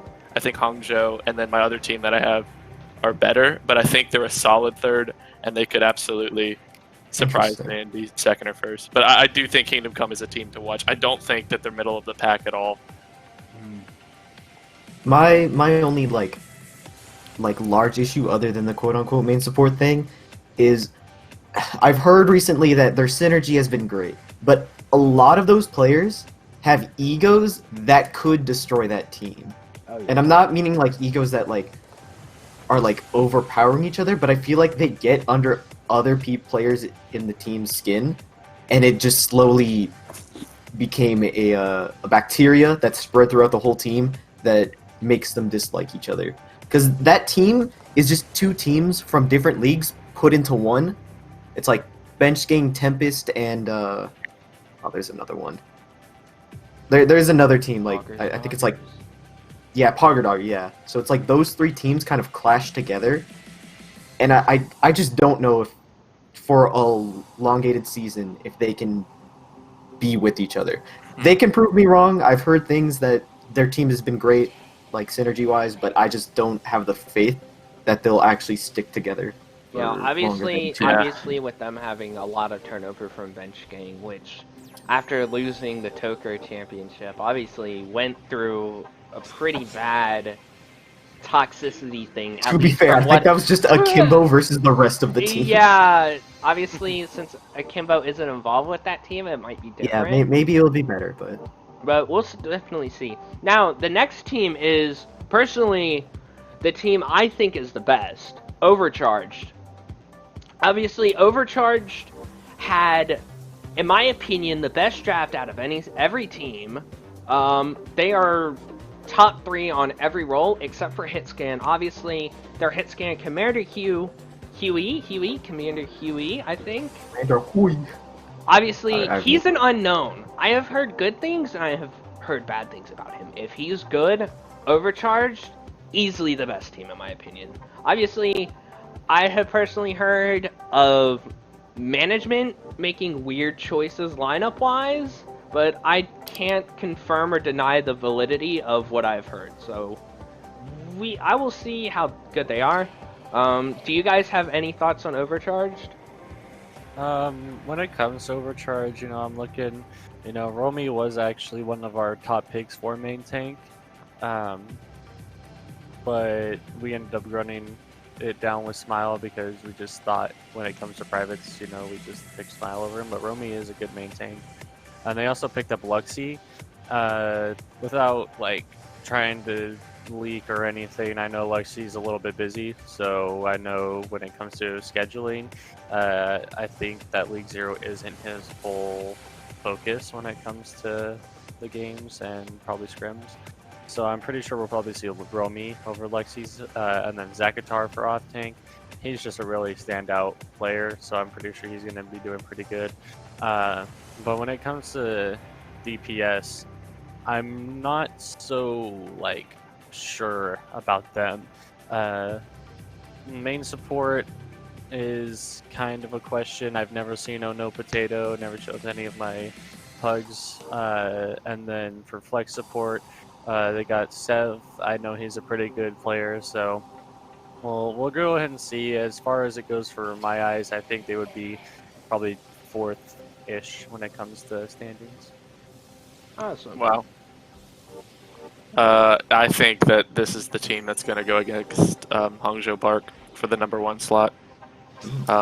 I think that they have so much raw talent on Overcharge. And I agree with RMM that as far as drafts go, I think they had the best draft out of any team, followed closely with the Bark. the bark. The bark. The bar. Yeah, I mean they just look so good. I don't know how you could say. I don't know how somebody could not think that they're going to be a top tier team. The only like I agree completely. I think their like top 7-8 picks were great. They were great pickups. I think all of those people worked together well. Oh no, Potato, I know him as Corey. He was in both Horizon League and Toker, known as a really good player. I'm kind of weird on their hit scan because I've heard Frozen can play the hit scan, and then there's Commander Hui. I've seen both of them. I think that will be the weakest starting link, but my only problem is if people on their team can't commit, like their starters can't commit time, I don't see their bench players being anywhere near their starting players. Like some teams have bench players that can easily fill in for other players, but if you take out like Corey for Omega Scissor, if you take out Sev for Thumper, I just don't see the team functioning as well as it would with their starters. So I think if they have their starting lineup, it will be a really good team, but if they start putting in other people on the bench, I don't know how well that's going to work. See, I actually disagree with you. I think Thumper could absolutely fill Sev's slot as like a bench player would. Like obviously, I think Sev is better than Thumper, like as far as raw talent goes. But Thumper is by no means like, a bad player. Like you could absolutely throw him in. Same with Luxie for Romy. They're both yeah, like solid main tanks. I mean, I don't know much about Omega Scissor, so I won't comment on that. But I think that they're fine as far as depth goes. If they had to replace their entire starting roster, like yeah, sure, they'd run into some problems. But I don't think they look that weak as far as their depth goes. Yeah, Sure. I agree with Owo on that. Obviously, Luxie does have previous synergy with Zakatar on Yoink last season, so that honestly, in my opinion, if Luxie is as good as I remember, and has improved from last season, he's probably close to equal footing on Romy. Obviously, I think Romy overall as a main tank is probably better than Luxie, but Luxie does have, as I said, previous synergy with Zakatar, and that could honestly be big, especially with tank lines. Yeah. Okay. So, next up we have Plat Chat. Once again, they are very, I guess, the public's opinion is very divided on the team. Personally, I think they're honestly an extremely talented team across the board. Obviously, it really depends on their hit scan slot, or, well, not hit scan, just DPS. Central can play both flex DPS and hit scan, if I recall correctly. I rate Central highly. Yeah, Tanic is really good. Obviously North is good. I think Pew Pew personally is top 2 flex support in advanced. I'm really high on Pew Pew. Hypnotos is always really consistent and good. Obviously, now the real meat and potatoes for this team, obviously they have Spork. So if they can get Spork Central to work, I think that team could be really good. Obviously, I'm pretty sure Spork is suspended. I have to check. That's incorrect. I before anyone says anything, both their off tanks are suspended. I'm pretty sure Note 3 is 4 games and Nova is 3 games. So Okay, they do not have an off tank for half the season. Obviously, they're probably gonna have to look for an off tank in free agency, or they're gonna have to pull something off. But at full strength, that team, in my opinion, is top 4 probably. I don't want to say top 3 just because there are a lot of really good teams, but that team by no means is bad. They've got good depth on almost every role. So obviously, I want to know what you guys have to think of them. As far as it goes for me, as I'm looking at them, honestly, I feel like these guys are probably middle of the pack, not because of their play, but because of the suspensions. The season's even shorter this year, and so if they lose these first few matches, I believe Hajo, we're going against them this Sunday as well. So if they lose these first few matches, they're gonna have to really come out with these guys coming off of the suspension list, and they're gonna have to hit the ground running to get themselves back up in a spot that's able to put them in the playoffs. My guess is it's going to be North and then probably Tanic be off tank. I know he's touched it a few times in the past, and then I'm guessing Spork would go into the starting lineup for DPS. So it'd be Central, Spork, Tanic North, and then Pew Pew Hypnotos, which on paper does not seem like a bad lineup at all. That seems like a really good lineup. So it's just I feel good about this team, but I just don't know if Tanic B will be the off tank that helps this team get win before the suspensions lift. I think it's like it's hard to say you trust this team. Like you feel like you want to, but it's hard to say that you do trust them. I think this will either be like a really good team just to come out of the gate and then just become better with their off tanks, or they're gonna tread mid pack for the whole season. Yeah, I agree with that. I honestly I didn't know that our off tanks was suspended. Yeah, I didn't either. I know I'm supposed to know everything here. Yeah, so I don't know. It's just I feel like it's way too early to say anything about them. That's substitute. Because I mean maybe their other tank, Nichols or whatever, plays off tank. I don't know. Possibly. I simply don't know. I mean they have raw talent on paper, like you said, but I don't know if they have an actual team on paper. Yeah, just looking at it, apparently Reborn of Epizeuxis has a map suspension, and Copy Dog of Kingdom Come has 2 maps. I don't know if that actually does anything. Well, I don't think Reborn will play a map for Epizeuxis. But what about Copy Dog, the starter for Kingdom? Well, they have Bonnie, so... Yeah, I mean, true. Okay. Yeah. Obviously next is Powerhouse. Now, as a former Powerhouse player from last season, I will say their draft was definitely, I guess, interesting, to say the least.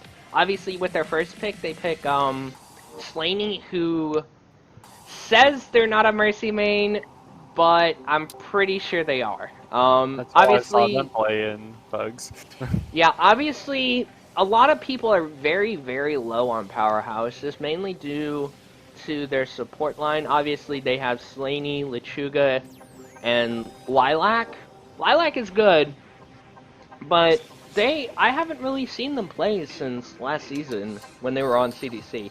Now, their tank line is a really big question mark at the moment. Obviously, not a lot of people have seen Dad play main tank, as he was a DPS last season, and Kit was on DKE, so they're really, really a big question mark. The only thing that a lot of people can usually agree on here is that their DPS line is pretty good. Obviously, Crybaby and Jason are probably going to be their starters, and they also have Nyx as well. Nyx suspended 2 games. Yeah, Nyx is suspended. So, obviously, I know from experience, Cry does have that carry potential. He is very, very talented mechanically. It all really depends on how that team has their mentals. If their mentals aren't in the right place, I don't think Crybaby can play as well. Obviously, Jason is really good, but I have heard he has problems with ping occasionally. So that team could be, honestly, in my opinion, they could be probably pretty middle of the pack at most, and the worst team at their worst. Yeah, I gotta agree with that. You know, I feel like these guys are probably middle of the pack, and they might stumble a little bit lower than that.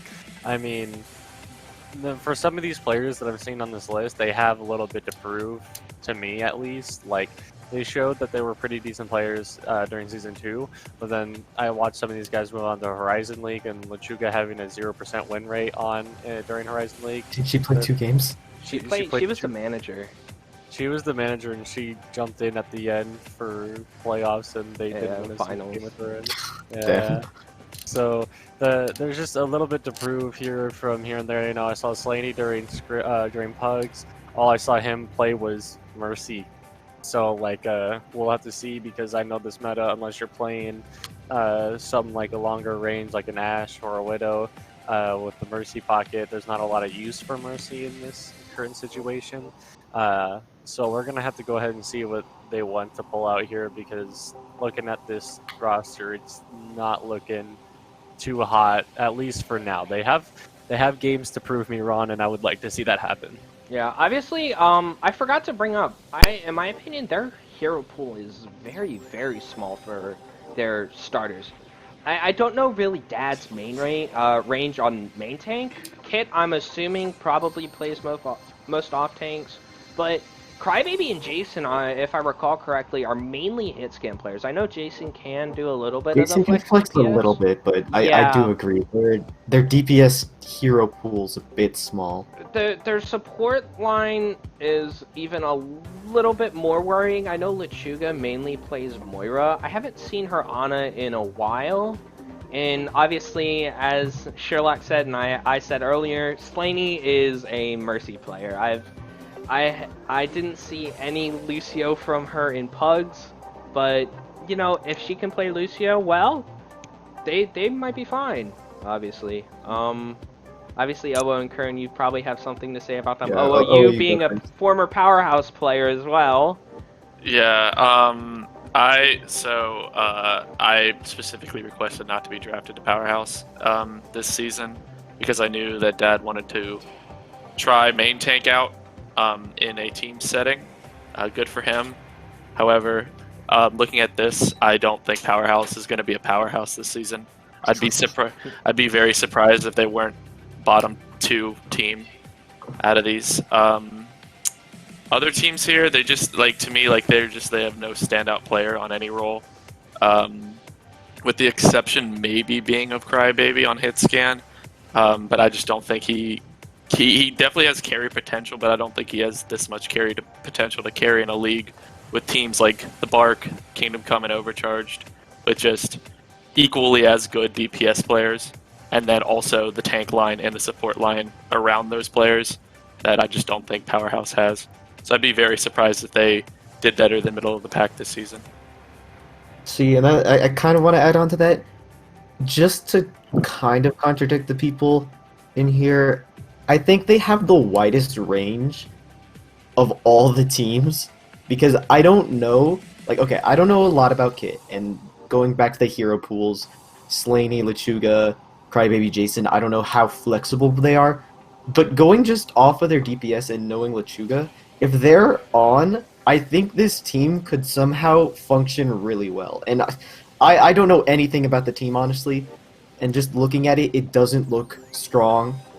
But I feel like if they somehow get good synergy, and one of the DPS is popping off in either game, this team could go far. Because I know I've seen Crybaby actually just hard carry a team past another team for really no reason other than just Widow play. So it's if they commit resources and they kind of hard pocket Jason or Crybaby if they're having a good day, or maybe even Dad if he's having a great day on main tank, this team might be able to pass some teams. So I think they could maybe be 4th, 5th, maybe 3rd, probably not, but they can also be 6th, 7th, 8th. I think they have the widest range to place. All right. So obviously next is the team I am on, Tokyo Drifters. Obviously, I'm not gonna say much about that because obviously I'll probably show bias here, but actually no, I just won't say that. I think the only thing I'll say is I think Ranter and Platt are really good. I'm not gonna say about anything about anyone else, but I want to know what you guys think of them. Here, I just want to. This team, the first, the quote unquote starting lineup has a lot of unknown people. At least from my perspective, I know Apple was from season 1, and that's all I know from him. Ace of June is new to me. Peeps is new to me, but I heard Peeps and Ace of June are from Arrow's team. He coached them before. Average, I think, was season 1, but didn't play last season, I think. And then you got some kind of known people on the bench. So it's just this is more of just an unknown team to me, and I don't know. I just don't know. I have nothing about them. Yeah, honestly, when it came to the draft, it was kind of just we were sitting there, and I was in voice chat with all the guys here on my my coaching staff. We were kind of just sitting there watching the draft go by, and as the picks were going out, we were kind of confused. Not gonna lie, we were just kind of confused by the picks. We were sitting there oh yeah, maybe they're good. maybe not. You know, I mean, I know Apple's pretty alright, but I've not really have high hopes. I mean, I played with Shim in the past, and you know, he's been pretty good, but he's always been like benched on the team, so I've never actually been able to see him play. I know Samba's meta now, and so like, you know, maybe Shim can finally get himself a starting spot that he's been looking for a while now. So I would like to see him pop off, but for now, you know, looking back at Powerhouse, where I was like, you know, they have just a little bit to prove. I think Tokyo Drift just has like a lot to prove to me, because like there's not a lot in my eyes, you know, because obviously, you know, RMM, you got the insights, you've been playing with these guys, but from my eyes, I'm kind of just sitting here like these guys definitely have something to show me, because I have no idea where to place them, and since I know where to place the others, they're at the bottom. I have one question, Sherlock. As a manager and scouting people, have you seen Ace of June peeps in average, or have they been kind of unknown? I saw Ace of June, but I did not see peeps in average. Okay. Yeah, for me as well, I just, the 3 out of their 6 starting roster, who I'm guessing is starting, I've just never seen play. I have no idea who Apple is, Ace of June, or Peeps, but yeah, I really don't want to say anything, because like, I mean, they could do well, who knows? But I don't know, compared to like established teams, they look kind of weak, but yeah, they have a lot to prove. I think they could surprise people.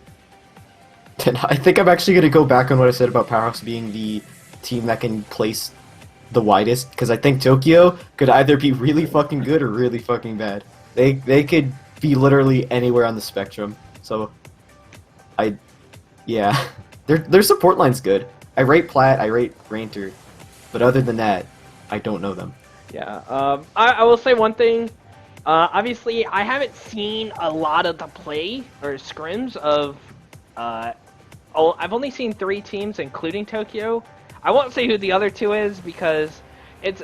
I actually, Sherlock probably knows. I've scrimmed against Hangzhou on a different team, but I haven't seen most of these teams, so I honestly don't know how to compare Tokyo to the rest of them.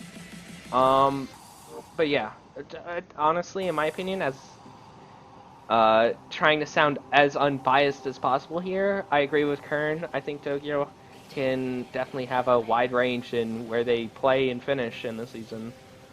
Now, obviously, we have one more team. The team our friend here, Owo, is on, and that is Vertigo. Obviously, Vertigo, I only know 2 players on that team, Owo and Ryu. I know Ryu is really good. I know Owo is really good. Everything else, I have no clue.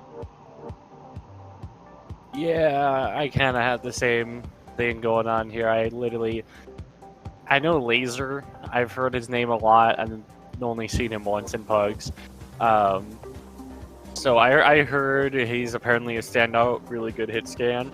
And then I've worked with Olo on Yikes, and he's pretty good as well. So this is a team that could probably surprise people, but in my eyes, I don't really see them going that high and being a contender as of now. Actually, you know, as of now, you know, based off of drafted names, because obviously we have not seen any of these teams play yet. So my first glance at this team is, okay, they could be pretty good, but they need to. I need to see them play at least once to actually be able to rank them where I think they actually will be able to be ranked, because I have only seen Owo and I've seen Laser once, and after that, that's basically where it ends. So we'll go ahead and see how these guys are able to do, because I can't rank them anywhere higher than like 4th as of now. Oh, do you want to finish on the team, or do you want to say now and then I'll go? I'll finish on the team. Okay, so I do know a little bit more about these players. I know Toonie was a main support for Scavenger Pro and Horizon. Oh yeah, is that Tunic? Yes, that is Tunic. Ah, okay. Bobby yeah. Shawarma, I don't care if he's good or bad, I love his fucking name, and I hope he's good, because Bobby Shawarma is a goated name. Astra was benched on, I think, Hanamura Hot Shots of last season. So I just have high hopes for him already, because I know he's already been in a higher competitive like area than pretty much all the other flex supports. Laser, I know from Flux Cup, and he was like the standout player out of any team because he was just hard dominating every other hit scan matchup. Obviously, it was a different league, so I don't know how much we can go off of that, but I know Laser has a really good hit scan. I've always liked his tank play, except for Ryan, but that's okay because Ryan's meh right now. I know his Winston's good, so I'll keep it there. AJD, I know him as a good backup. I don't know who's going to be starting between Astra and AJD, but I think either of them is fine. Ryu's really good. He's always been kind of top tier. It's just how his mentality is to the game is what keeps him from going higher up. And I have no idea who Gundam is. That's But H-Top from. that's H-Top? Yes. He's on tank? Yes. Huh. Okay, wow. Wow, that's a No. surprise. I know him as a DPS, so I don't know what to think of that either. But I think this team is like also mid-pack. I think they could be maybe better, but they could also be a bit worse. I just don't know the synergy of the team, but I think they have good pieces. Okay. I think that this team, and obviously, like I'm on it, so I'm a little biased, but I think this team has a lot of individual ranked ladder talent.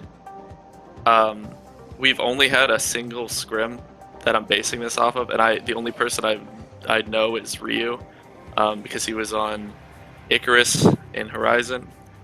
And other than that, I know nobody. But like raw mechanics and raw talent, I think this team has a lot of it. Team play remains to be seen. I think this team has a lot to prove, and synergy is non-existent currently. Like like I said, we only had one non-existent in the fact that like we don't know how each other play. We're not used to playing with each other. We don't know like our little idiosyncrasies that each of us has, and that takes time. So a lot of these teams that have previous synergies, like the Bark with their DPS line, or Overcharge with their tanks, that have played together for a while, I think have an advantage up on Vertigo. But throughout the course of this season, I think that this team is going to get better as they get more experience playing with each other. And I think this team is, I would put it with Tokyo, and I'd put it with Platchat, where it's just an unknown team for me right now. Even being on it, I just don't know how we're going to stack up against some of these top tier teams like Overcharge and the Bark. I don't know how we'll go against them, but I have high expectations. I'm really optimistic about it, and we'll just have to see. Alrighty. So obviously, we might be going a little long here, so we're on to our match predictions. I want to get these done pretty quickly. I don't want Acri to yell at me for making this 45 minutes, because I know he doesn't like editing long things. So first off, Tokyo Drifters versus Epizeuxis. Thank you. This will be a weekly thing for me. I will forget the pronunciation of that team. Okay, obviously, OO and Sherlock both predicted the game to be 3-2, but each of them had a different winner. Now, obviously, I want to know why each of you chose the certain team to win. I guess I'll start. Like I said, both of these teams have something to prove to themselves and to the league in general. Looking at Epizeuxis, I know they're pretty strong, and they got, I think, you said, Kern, you said Surmi's suspended for 2 maps. Yeah, Surmi's suspended for 2 maps, so he's not going to be able to play until map 3 if he is, and he's the only option. No, 2 games. Oh, he's 2 games. Oh, yeah, God. he's not coming back this game. Okay, so yeah, he's not coming back the same, so I think it's going to be a little bit in the favor of Tokyo Drifters. I do have a little bit of faith in them, though. I think they'll be able to make it close. I know Blossom is one heck of a DPS player, so I do have a feeling of the comp they're going to run, considering my understanding of the meta right now. So I think I have an idea what comp they're going to run, but I kind of want to see if they will run it, and if the map pool favors them, especially in the way that I've looked at it and I kind of analyzed it. I think it's a little bit more in favor of Epizeuxis, but I think Tokyo Drifters, why I'm making it so close, is I have faith in Epizeuxis, but I do think Tokyo Drifters has a chance to steal it from them. Okay, well, so yeah, I just want to double check that. I did think Tokyo Drifters was going to win this, and it's primarily based on the fact that they don't have Surmi. I think Surmi's the best player on Epizeuxis on paper. And I think these teams are both like conceptually pretty equivocal, but just the fact. Oh, thank you. Just the fact that they don't have the fact that they don't have another off tank to fill Surmi's spot, I think is going to cost them this match. But I do think it's going to be a close game. I'll only say one thing: our off tank was going to be four from Tokyo Drifters before they stole it from us. Got sniped. So we'll just say this game is full of rage, and we just want to win based off of that little snipe. Alrighty, next up, Overcharge versus Vertigo. All three of the people who are able to predict it, which is me, Kern, and Sherlock, predicted a 3-0 on the side of Overcharge. Obviously, for me, I just think Overcharged is the overall just better team every single role. Main tank will be close. I think OO's you're really good, honestly, but it'll probably be a support diff, maybe a DPS diff. But obviously, I want to know what you two think. I think I can add on to that. I think it will be a main tank difference towards OO, but I don't know if any of the other 5 roles will be on Vertigo's side, and that's why I made it a 3-0. There has to be a carry from Vertigo to help them beat Overcharge, because I just see them as like just a more dominant team, and not knowing a huge amount about Vertigo, even with the small knowledge I do, I just know a lot more about Overcharge. So I just, in my head, I'm like, OC has to win this, right? Like they look better. Period.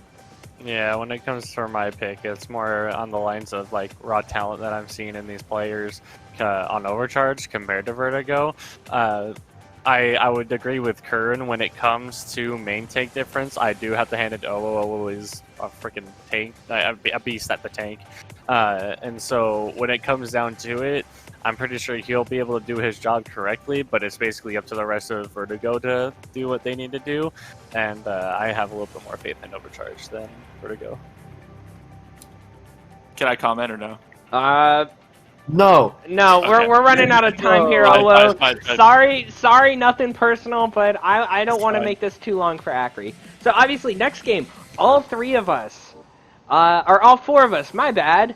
All 4 of us agree that Kingdom Come will be Powerhouse. Obviously, you 3 said it would be a 3-1. I think it's going to be 3-0. I'll just say straight up, the only thing that Powerhouse is maybe better than compared to Kingdom Come is their DPS line. But I just don't think it'll that DPS line, unless Crybaby and Jason have the games of their lives, I don't think it'll be enough to even take a map off of Kingdom Come, just due to that previous synergy. Yeah, I actually went back in and changed mine to 3-0 after further analysis, because I agree with you, RMM. I don't see Powerhouse taking a map off Kingdom Come, especially with I just don't see them doing it. Yeah, honestly, I have it 3-1 because I feel like when it comes down to it, Kingdom Come is a good team, but I do have some faith in Powerhouse that they can actually get their A game on for at least one map. I think it's gonna be like the first map. I think it's gonna be either the Lijiang or the Busan that Powerhouse wins. I think they're gonna come out strong. I think they're gonna have like a really odd comp that Casey wasn't expecting. They're gonna roll, and then Raging Cool and or Copy Dog, or no, he's suspended shit. I think Raging Cool's just gonna then proceed to destroy Powerhouse, and I don't think it will be close. I think the first map will be really close. It'll go to Powerhouse, and then I think it's just gonna be a sweep from there. Yeah, obviously, Powerhouse, prove me wrong. I want to be proved wrong here. I love when my predictions are wrong. Actually, that was a joke. I like it when I'm right. I get to brag that I'm a conceptual genius at the game of Overwatch. But if Powerhouse proves me wrong, I won't be mad about it. Obviously, our last game is Platchat against Hangzhou Bark. Initially, I thought Platchat will win, but when I think about it, I just think Hangzhou is better. But personally, it's close for me. It'll be probably 2-3. Your prediction says otherwise. Yeah, your projections in the spreadsheet say otherwise. Did I said... You have Platchat winning 3-2. No, it says 2-3 for me. That is just not right. It says PC. Oh, I say 2-3. It says PC versus HCB. Platchat's the first one, Hangzhou's the second one, 2-3. Sherlock, you see what I'm seeing, right? Yeah, I see exactly what you're seeing. Okay, Okay. I might be crazy then. I'll just... No, I see what you're saying, Armin. Okay, we're but- split. But obviously, everyone thinks that Hangzhou will win this game. I think Platchat will take 2 maps, Kern thinks they'll take 1, and Owo thinks they will take none. Obviously, I want to hear what both of you think. I think this is the best team or the second best team in the league for sure. And then also Platchat has both of their off tanks suspended for this game, so they're at their weakest, and Hangzhou is probably at their strongest. So I just don't see a way that Platchat is able to take a map off of this team. See, I actually see this game being closer than people expect, and I'm thinking that the DPS of Platchat are gonna try to win this game, and I think it's gonna almost get there. I think all the maps are gonna be close. I think either if it's Spork or Tannic, Central and Tannic, Central and Spork, whatever their DPS line is, I think it's gonna be good enough to get a map win and possibly get more. I think it will go to Bark because I think they're overall a more rounded team. But I still think that PC has a chance to either upset and or just go toe-to-toe with them each map. But in the end, Bark will win. Okay, thank you all for doing this countdown. Obviously, this might be a long one, so you know, it was very, very good. I'm very excited to see the SMI today. Maybe all our predictions will just be thrown out the window and Powerhouse will win the whole thing. We never know. But Kern, Owo, Sherlock, any closing statements? Any shit talk? Anything you want to say? Hey, yo, Owo, you're going down in the fucking SMI today. First round. Yeah, big Yeah. guy. Is that what you think? Okay, well, this countdown is coming out after the Smilers tournament, so I can just say this now. We're sandbagging. I'm excited to see the the NASCAR think goat second show round. match. So obviously that'll be poggers, as they say. I just kind of want to roll Owo and then we can sandbag. Yeah. But once again, thank you guys. And that's all we have. Yeah. Hello guys, welcome back to, welcome to the first Expert Countdown. We have Flipside from Easy Clap.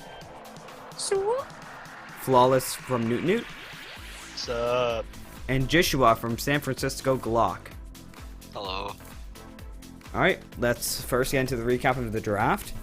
So, can we just, can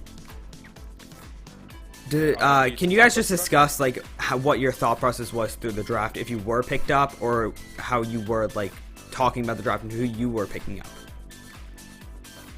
Who would like to start here? Flipside, go first. I can start.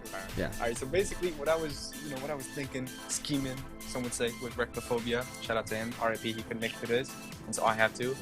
I was like, dang, tanks are gonna be kind of important, because there's like no tanks, or no main tanks at least, in most of the pugs.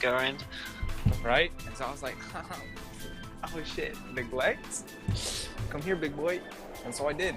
Him and YOLO, yoinked that shit up. Then, honestly, after that, it was kind of just, I don't want to say like a guessing game, because we had like a rough list of people who like semi-impressed in pugs. And I was just like, yeah, fuck it, pick them up. And now we have sort of an Islamic cult. And cool. Yeah, that's about it. Yeah. Alright. Yeah, Flawless, can you just talk through your mind about, like, what was going on when you got picked up and about your roster and how you thought of it at the beginning? So I actually was a little bit of a help in the roster building, a bit.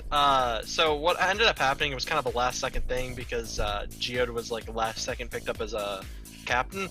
So Dart apparently didn't like know anything, so he just gave Geode captain. And then Geode was like DMing me saying, "Dude, I don't who are good." I'm like, dude, I don't know. And then I recommend a couple people to him. Like, I bring up that like since he should probably go for a Gorilla Grip player early, he ended up going for Client, which I think was a really solid pick. I think he's a very smart player. And then he ended up going for Swift. No leaks, but not for flex support. For Sombra, and then ended up getting some solid pieces in Term. Term impressed a lot. Then you got like Adbon for his Sombra and his flexibility. Then you get Snipes for the Widow prowess and the Ash prowess. And then you get random picks like Daniel, who just randomly became like a really good Ana. I don't know where he came from, but he became good. Like he just randomly came out of nowhere and played good. And then they picked up me for a solid main tank. So that's what ended up happening. Huh? Sure? Huh? Wait, what are you gonna say about that? Huh? Go ahead. Nothing. It's nothing. Wait. Go ahead. No, go ahead. I'm kidding. No, I'm kidding. no. Go ahead, Sean. Finish it. No. Okay. It's fine. Okay. All right. You go then. Yeah, Joshua, now it's your turn. You got one word. Tiny Moo. Right? Hanamura Hotshots. No. Tiny Moo, okay? Best Valorant player worldwide. Like, it's all that needs to be said. You know? But isn't this an Overwatch tournament? Is it? Not really. Is it? I mean, Isn't it like a tournament about making friends? I'll be honest. I thought this was a cooking show, if I'm honest with you guys. Oh. For the longest time. Yeah. So. Yeah, but for real, it is just kind of like, it's just kind of like HH, we're just the homies, we're just chilling, just gonna have some fun. Maybe we win, maybe it's basically, we don't. Oh, I get hold on. I get it now. So you decided, so Easy Clap decided to sign a cooking team rather than an actual expert team. Oh, okay, I see. Yeah, makes sense. I see. That's why they made it an advanced roster. Yeah, I get it. Excuse it me? now. Pooter, how are you talking? What? Pooter, that was me! I'll be honest with you. Flawless, why are you talking? Huh? Flawless, why are you talking? You got benched by Easy Clap for an entire season. Sheesh. You're right. You're right. Fuck, bro. My flex support wasn't good enough. You're right. The same season I tried to kill myself, you were benched. How the fuck are you even talking to me? Y'all hear something? I hear a... alright, so I guess I'll discuss what happened with mine. So basically, I got somehow first rounded to Love Muffin. I don't know why. Yeah, you suck. I don't know how that happened. Yeah, I know. I think it's because you're black. I am not. No, I'm not.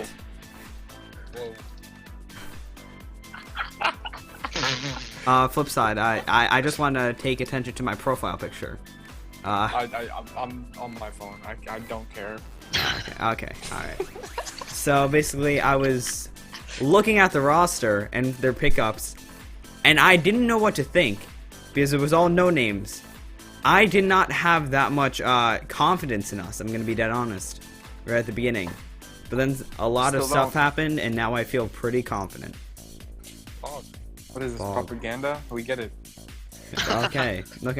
So that's basically it. Can we just discuss like one standout player from each team? So let's start off with Glock. I feel like no. I think that's Pascal. I think it's Pascal. I think it's either Pascal or I wanted Pascal, and I'm very mad I didn't get him. I was thinking it's Pascal or Jazza. Yeah. I agree. I think coming from last season, Jazza showed us that he's a top tier sniper player with that Widow, with that Ash, with that like Hanzo.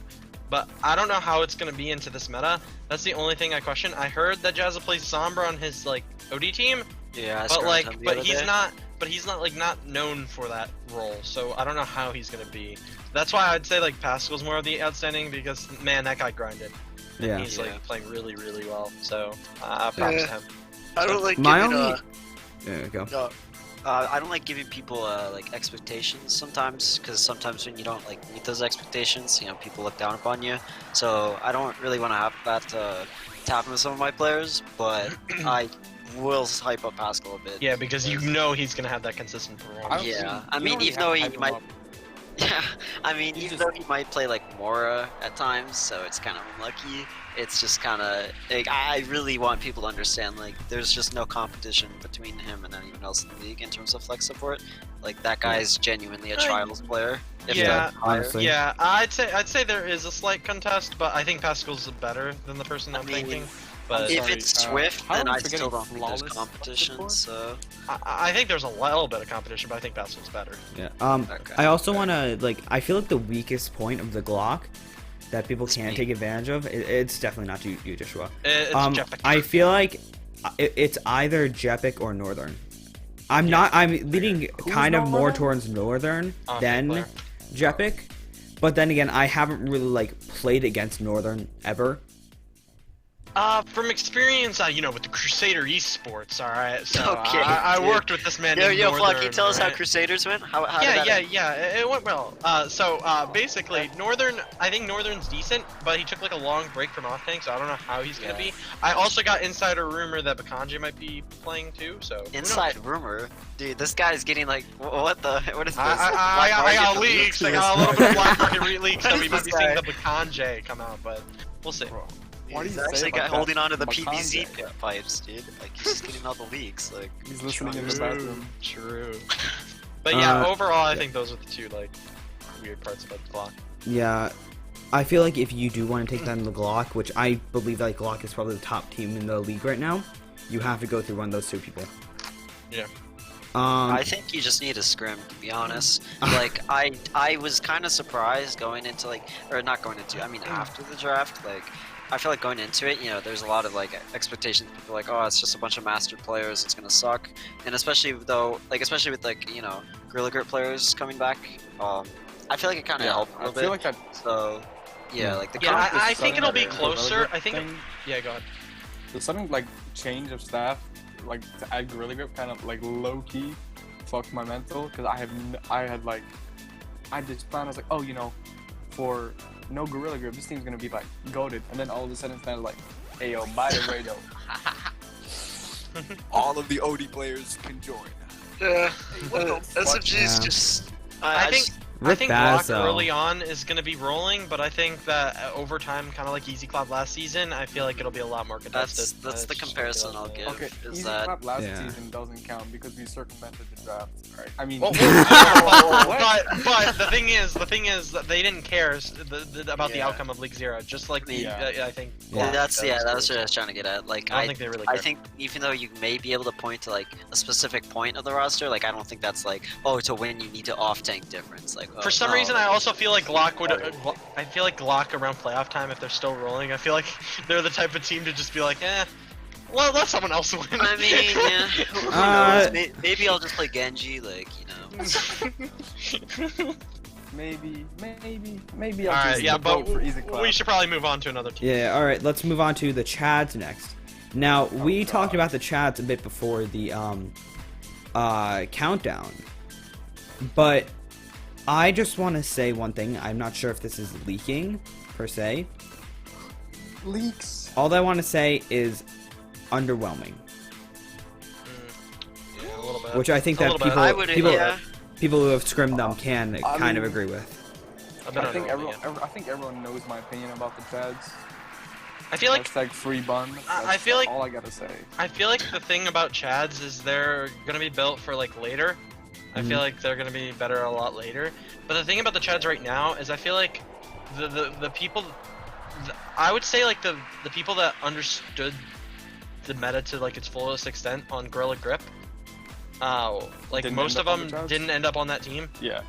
And it was I think Bun does know the meta a lot more, but he doesn't communicate it a lot because he doesn't care, I don't think. But I think Zira a little bit goes a little too crazy on the Reaper, just a little too far. Yeah, I know he's so good at Reaper, man. Just a little too far, a little too experimental with his Reaper play. What is it, 4480 something peak, man? God gamer. Question Zero's Reaper. I also want to bring attention to Adam as their main sport. Adam's fucking crazy. He's so good. Like, honestly, like, you know, he might be the successor to the flip side goats of League Zero, you know. I think Adam's good, but I don't know. No. He's very. Yeah, I think he's good, but the experience I had with him in scrims was a little bit underwhelming. I think he might have been just removing your roster, but I don't know how it was. I don't know what was going on. I'm also sorry. I'm just trying to remember the roster. Ducky. I do want to say one thing about him. I feel like again, the off tank is probably the weakest point of the roster. Yeah. Either the off tank or the main tank. Isn't he like not? I don't want to say like going AFK, but isn't he like kind of doing that? Yeah, he's kind of inactive. He's starting for them, but he's like not really like the taco truck. Not really like the taco truck. Taco truck was a little bit different. Ducky showed up to some scrims, but I think they have to get ringers for him most of the time. Taco truck literally said hi to us, and that was it. I mean, Ducky's kind of weird. Like, I don't really know too much about him, if I'm gonna be honest. But I've honestly heard like, yeah, like I've heard like really mixed opinions. Like I've heard some people go like, oh, he's so good. Like, you know, early when like a few seasons ago when he played or whatever. And then I've also heard other people say stuff like, he's kind of overhyped, like, or you know, overrated, and it's like, So I don't really know what to believe until I see it. So. I don't either. Yeah. But also, I don't know who's gonna start between Fireclaw and Matthew. I feel like it's gonna be Matthew just because of synergy. I think Fireclaw is still kind of goated. Yeah, I think Big Boy McMatt, but in my honest opinion from Scrimbucks, I thought Fireclaw played a bit better. Yeah. I don't know. My guy dropping the Scrimbucks, man. Oh my god. Well, I don't want to, like, Fireclaw was good, dude. I was impressed by Fireclaw, so. Alright. More so I was impressed by Fireclaw. I think that's all that we gotta talk about for Training Dude Chance. Let's move on to Easy Clap. Oh boy. Oh shit. Alright. So basically, from, I'm also gonna bring up the Scrimbucks here. About as expected. Yeah, I'd say so. Yeah, probably maybe a bit below, but about the same. Calm down. I think a little bit above. I think a little bit above. Really good, Do you see our roster? The triple main tank, yes. No. Okay. I'll be honest. We were literally built for the pre-Gorilla Grip, like conception of expert, you know, where you'd have to choose advanced players. And so, you know, I was like, oh shit, okay. And then all of a sudden, motherfuckers is just like, Zero, I'm gonna protect myself. And then I was like, oh, can I protect Bun? And he was like, no, you can't do that. Anyway, that's just blatant racism from the staff. That's all I gotta say. I don't know if it's clear, but I just use words, like big words from English, like whenever. Big. Yeah, those are pretty big words. I gotta congratulate you for that. It's pretty self-explanatory that I'm joking. People don't understand that. I don't know. I don't understand it politely. But I'd say one of the outstanding players on Easy Clap has to be Neglect. Neglect and I think J Venom as well. Yeah, J Venom and Neglect are definitely. Neglect, saucy. J Venom, saucy. Rectophobia, I don't know about it, man. No. Bro, he's your own captain. He's your own captain. He's lacking. That's all I gotta say. Bro, he's sleepy, bro. He's tired. Yo, I gotta ask, how is Strider? He's actually like surprisingly doing decent, even though like when I brought him up, I was like, oh, he's fucked. He's gonna have to like compete against Bun and all these people. But he's been I don't know, from this kind of like underwhelming perception I had of him prior to kind of scrim starting, he's been fairly decent. I wouldn't say I'm impressed because, you know, I'm trying to find like a Spectre-like essence, you know, goated player. Spectre, let's go. You know, I don't know. I might ask him to come out of retirement. I feel like the thing about Vantage is what I heard from his time on Requiem and Shanghai Sellouts was he gets a little bit toxic at times, and that's what I've heard. I don't know how that's gonna incorporate with Easy Clap. So I generally haven't seen him be toxic. Yeah, maybe he changed Yeah. it. Yeah, he may have changed. That's Yeah, also he may have possibility. changed, which I mean, comes to with be fair, maturity. I kind of have like a hard ass attitude with my team. You know, I mean, the server is called the dictatorship after all. Yeah, so- yeah, of course, yeah. Wait, is that right? Let me check. Yeah, it's easy It clap is. I don't know dictatorship. why- Dictatorship. I mean, I have to put them into line. You know, we recently signed a mental health coach. I saw, yeah. Overwatch E-Girl, Poggers, W! Marshall. W! I go. also could see a Deefy getting better throughout the season. I could see a Deefy, but I feel like, I feel like he was an up and coming. I mean, at least from my understanding of him, he was like, I think this is like a few seasons ago. He was like this really up and coming prospect. I think in season 1 during Novice, if I'm not mistaken. And you know, now that he's like eligible for expert, I think he's just really come a long way, and it's kind of evident with how he plays. Him and 'cause MK. he's- Yeah. Yeah. They're both like, I mean, the way they've progressed, it's ridiculous. Like you wouldn't have expected it to, like for them to, you know, get this far in kind of like the short amount of time. Also, I do have to say that I don't know who's gonna start between Worthy and Adifi. Leaks. Because I don't want you to leak anything, but I'm just gonna give my Just sign me perspective. as Lucio. I haven't really seen Adifi play. I think I've seen him play like one map. Yeah, no, he has a complicated schedule. Let's just say that. But you know, my home slice Worthy, King Sexy, King Flex God. Recently hit like what, like I think 3.9k on off tank. You know, he's a main support player. Just fucking ridiculous guy. Love him. Homie, OG Easy Clap member. Honestly, it'll just be like circumstantial. Yeah. You know, if they perform well in scrims, they're gonna be playing. The players know that. Yeah, but Obviously, I think. again, I feel like every single team just has to go through the motions? off tank. Like Yeah. like The thing is, again, the off tank, in my opinion, is the weakest point. The thing is, I feel like Dolo God. I don't want to say he's the strongest off tank in the league because I mean, I think Klein's playing off tank, right? Yeah, Klein's playing off tank. He's not on DPS. Klein is really good at off tank, but I Yeah. definitely have him up like in an interchangeable top 3, or even top 2 if I'm being like entirely honest. He's really, I mean, he's like impressed me, and he's getting back onto like a really, you know, onto the grind mindset. You know, classic easy clap. Yeah. Hit the Jason DL workout. Where Jason he just doesn't DL. skip school. Yeah, Gets GM after like Wow, months that's of- Chad. That's actually awful. Hey, but I do we want to remember- say that I do have in my mind Yol God like as below average. Like I just want him to prove me wrong. Really? That's all I Hot want to take. say. I think That's Yoda's a pretty good. hot take. That's a dookie take. What the? Nah. All right. Okay, But I think we should. We probably should. All right, yeah. Let's move on. Okay, so the next team on my list is Love Muffin. I don't really want to they're say trash. anything. I don't know about Love unlucky. Muffin.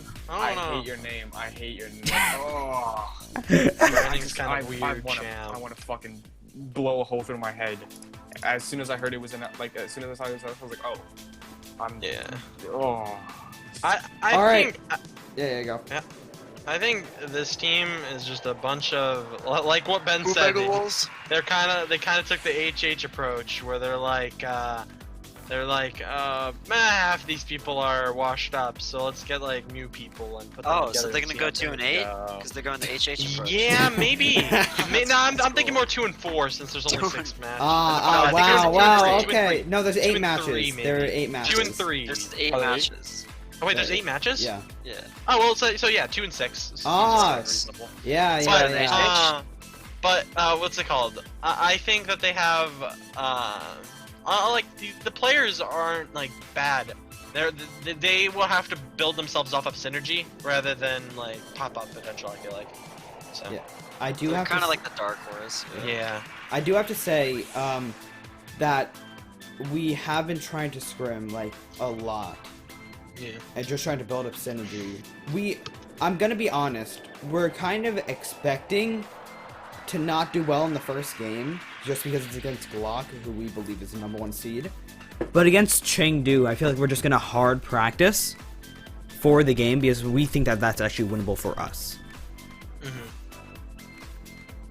Yeah. And like, I'm gonna rant off for a bit, but I feel like people are underrating us just because of who Mega Lols, but Yeah. based off of I feel like Flawless, I think that you can second this maybe. We do have a good set of like people who we could build off of, just based on scrims. Yeah. I agree. Yeah, like I don't know, and I'm gonna be honest. I feel like if you want to go through the team, it would have to be through the main tank, which is me. And yeah. Yeah. Unless we see some more Ike involved Reinhardt. I don't want to see that ever again. I don't know much, to be honest, because like they kind of are just a bunch of Omega Lols, but at the same time, like I do think they could maybe do good. Like it's kind of like if the HH approach works, because like the HH approach didn't work because of a lot of other reasons. But I mean, like obviously, I don't know. Like if you guys have been doing decent in scrims and stuff, obviously you're playing us first. Like I will remind you, we have 2 people suspended for the first map. Wait, who? So we have Jepic and Bakanje, who we cannot play. And then also, yeah, I don't know. Like you guys have been scrimming a lot. I don't know how good you've been doing. I don't know what SR, but I don't want to put you down and say it's unwinnable. Yeah, I know. We've been mainly scrimming League 0 teams and then a few out of League teams. Just ask, Joshua, have you been scrimming a lot of out of League teams? I'm going to ask everyone this, by the way. We've managed to scrim twice out of League. The first one was really good, but the second one we didn't even have Pascal. So it was kind of like our average SR goes down a decent amount without Pascal. So him being gone is kind of big. So, yeah. And then Flawless, have you been scrimming out of League or in League? Yeah, we did like 5 scrims so far. We scrimmed like 3 in League and 2 out of League. One was just a roll. The other one was actually like really impactful. We scrimmed this, like, I'm pretty sure they were 3rd place in South American contenders. Contenders? Yeah, No way, gotta be trials. No, South American contenders team. Actual South American contenders. Do you know their name? We scrimmed them. We don't know that. I forgot what the name was. I don't know what the name was, but I think I still have the VOD. Alright. They played pretty good, but damn, I learned a lot from how to play. I was kind of the bad player in that situation. I'm gonna be real. Yeah. I mean, you kind of always are, but Yeah, well, when we get to Newts, we'll talk about that next because I think I'm the weakest link there. Yeah. Okay, and then flip side. Have you been scrimming out of in League or in League? If you don't mind telling us. We've been scrimming in League a lot. I mean, our schedule's kind of fucked because Recto and Yellow God are unavailable for I think two days during the week, which kind of cuts us off from synergy potential. I don't want to say potential, but like the ability to synergize properly. So yeah, that's kind of tough. But we were gonna do an out of league scrim today, but we had to cancel because just too many players had like family emergency happen. So I mean, that was just unfortunate. Yeah. Yeah. Okay, do we have anything more to say about Love Muffin? Not really. It's just a bunch of rookies. Seriously, I hate your name. Yeah, just rebrand, please. I'm waiting. Your icon, oh my. It's goated, shut up! It's goated! Dude, how are you worse than Double Clap? Please, I need an. Hey, I wouldn't be talking. Your team probably could lose Double Clap. Huh? Double cap. My bad. All right. Before we move on, let's go on to Newt. So I'm gonna start off with this and say that they are definitely above my expectations. I feel like Client has definitely taken this team into his own hands and just pulled the team, and pulled the team on his back, not necessarily on his back, but through scrim experience, he has been like basically the decider between won fights and lost fights. And overall, I feel like they're. Wait, just ask, who's your split line again? I know it's Geode and Daniel Geode. Daniel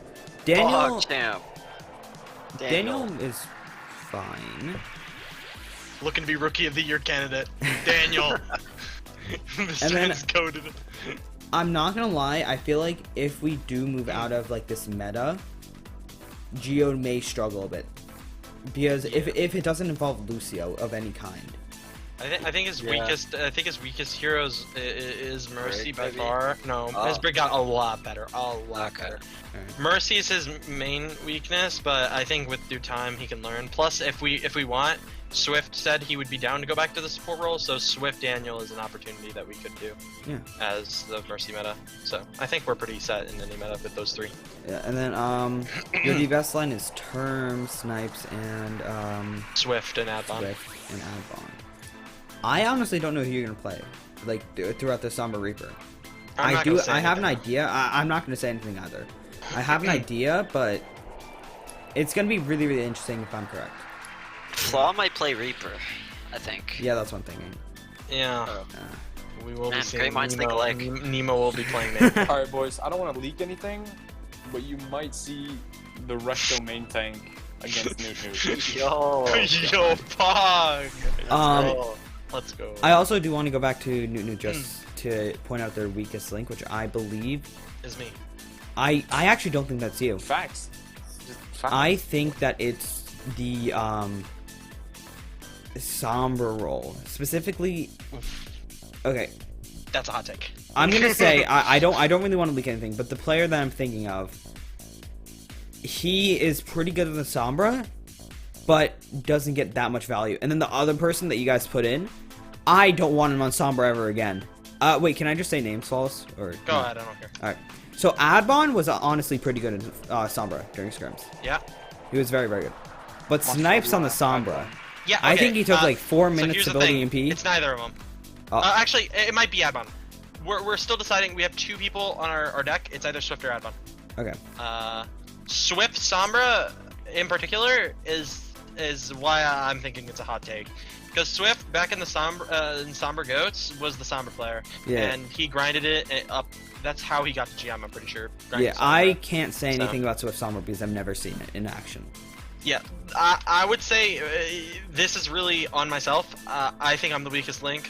I think with due time I can get better, and that's what I'm trying to do by getting more and more scrim time. I'm a bit washed, trying to get back into things, but my team is definitely working around me and helping me get better. Like especially Client, this man. Sometimes we win fights just by him just outbraining the enemy team. Yeah, I do have to say that. He just calls something out that's just big brain, and then we end up winning just based off of that call out, and it's just lovely. So, all right, I think that's done with Newt. Let's move on to Z9. Very underwhelming, especially since they have Ultra out for 4 games and Red X what a out weird for team. like. Is it actually 4? Yeah, it was 4 games. It's 4 games. 4 games. Oh my god. What a weird team, though. I've heard a little bit about scrims. I mean, I haven't scrimmed them, obviously, but I've heard that, like, you know, not being able to play, like, you know, the tank line they want is... it's pretty, hurting them a lot, especially the mental. Their mental is... Okay, I kind of... I kind of want to say that's just because... I don't know.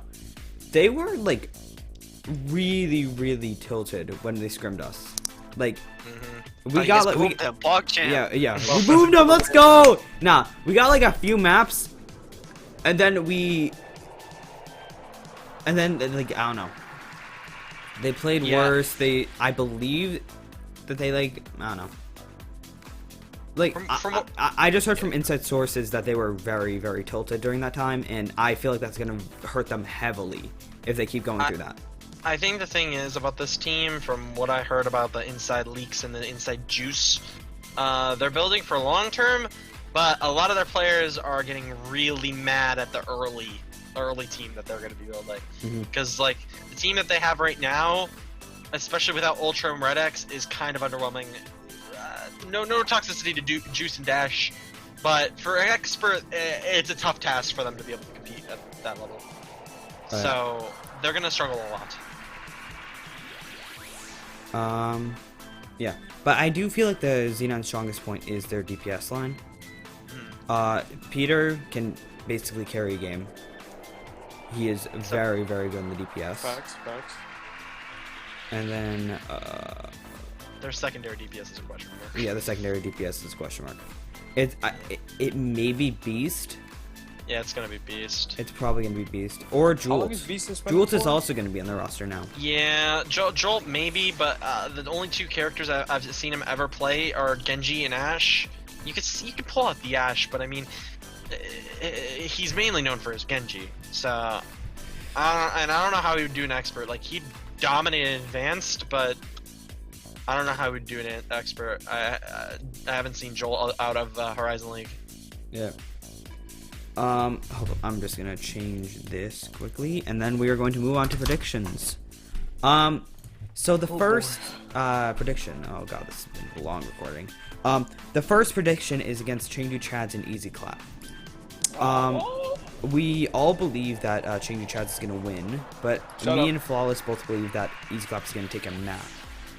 I think that Easy Clap is gonna take a map just because Chengdu Chads have been like underwhelming mainly. They aren't living up to the expectations of their DPS line, their supports. Like, I don't know how else to describe this. Like, they are just a bit underwhelming, but I feel like they will. I would say roll Easy Clap in most maps. I feel like they're just gonna randomly drop a map. I don't know why, but I just feel like Chengdu's just gonna randomly drop a map. It's gonna be like they're gonna be randomly full held, but then they'd roll all the other maps, but then they're gonna get randomly full hold. I don't know why. I just have that in my gut. Like you guys clearly have experience, you know, like from scrims and stuff.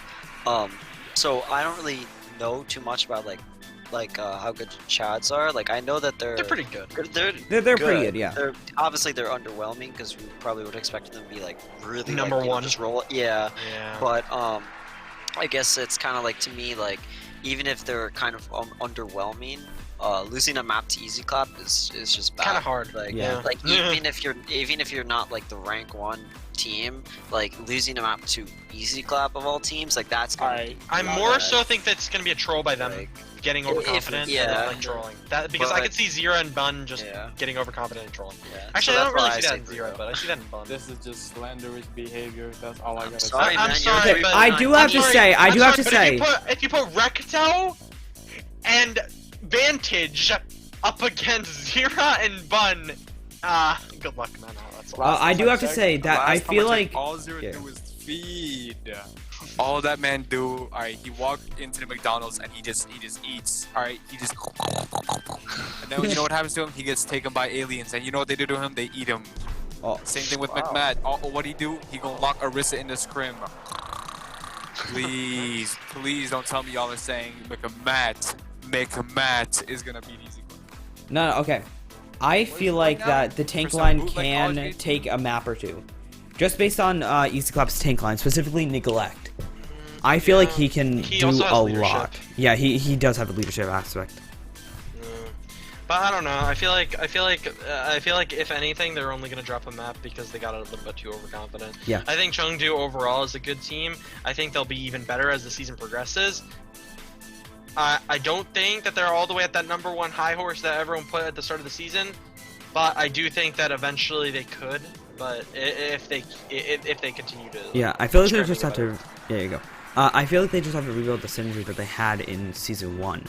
Yeah. That they lost during season 2 when everyone split across teams. Well, most did. Season 1? Season 1, yeah. Yeah, season 1 Chengdu Chads. Oh, I thought you were talking about Easy Clap. Yeah, So about OG confused. Yeah. Chengdu Chads. Alright, so I feel that's enough for the Chengdu Chads Easy Clap game. Let's move on to Love Muffin San Francisco Shock. San Francisco Shock. San Francisco Glock. Bang bang Glock. There we go. No, we're just as good as Shock. You don't have to. You know. Because Joshua was gonna be on Genji. Oh yes, sir. You don't know like. Alright, so basically, Flipside and Flawless both said that Glock is going to win, but Flipside said that Glock is going to win 3-1. Flipside, can you just explain why you think that Love Muffin will take map? Which I agree with, Love Muffin will win. Okay, calm down, Putter. Take that ego from the 36 that it's at to like a 2. To a 2, okay. Because the only reason I gave y'all a map is because it's the first map. You know, a lot of people have nerves, especially because, you know, it's the highest tier of game. I'm sorry, okay, I'm done. Alright, I'm stepping in. I'm sorry, but if you think Glock are gonna come into this match like, oh shit, oh fuck, I'm coming in my boots, Love Muffin. Oh shit, I'm gonna lose. come out, play I don't play whatever they want, and I win don't 3 up based off of mechanical skull. I don't think you understand what I mean. And it's clearly just, your certain brain. I don't is think not he able gets to it comprehend either, man. English. Like, just Sorry. honestly, I'm gonna be honest with you. Just the thought of Pooter locking Ryan, I'm literally shivering right now. Yeah, I know, Like- I know. Listen, It's hard to handle. Can I finish the statement without 15 people interjecting like this is some fucking No, you can't actually. World War you trial? can't, unfortunately. It's not the fucking Geneva Convention. Calm down, fellas. Okay. So what I mean is that because you're making like a debut for a big new name. Oh my goodness, this is fucking bullshit. They're probably gonna win. Yeah, the Glocker skin, bro. They're probably gonna win 3-0. I just didn't want to seem too mean. Yeah. Alright, yeah, that's fine. I will bring up the only point. I still think map 1 will be fine, but I still want to point out, like, we can't play Pascal, or not Pascal. We can't play Jepic map 1. Yes. Hey, Glacial Lucio goes. Jepic or Bakanje. You're forgetting about Bakanje. Oh, Yeah, I know. We're missing Bakanje. Yeah, they're missing Bakanje. They're most I mean, maybe I just play Reaper and Glacial just plays main tank. And no Northern plays main tank. Northern. No, oh yeah, Northern plays. Yeah. Yeah, and then Glacial plays off tank. Yeah, Alright, so I'll just play Reaper. let's move on to the next game. My feelings are being hurt. Newt versus Good. Z9. We all think that Newt is gonna win 3-0. Z9 is not looking too inspiring. Juice Dash, that's all I gotta say. I'll be honest. Their tank line is It's goated. I don't want to say Yeah, it's goated. experimental. Juice can play every single main tank at like a 4K level. Can I finish a fucking sentence? No. Flip side, you're only here for the content. Shut your fucking mouth. Okay? Big man talk. Big mental, yes. Okay, look. I think that the tank line that they want to have, which is Ultra and Redix, now that's like saucy. That's that could challenge a team, right? But Juice and I don't even know who the other player is. Dash. Is Yeah, it's. Also, I'm gonna be honest.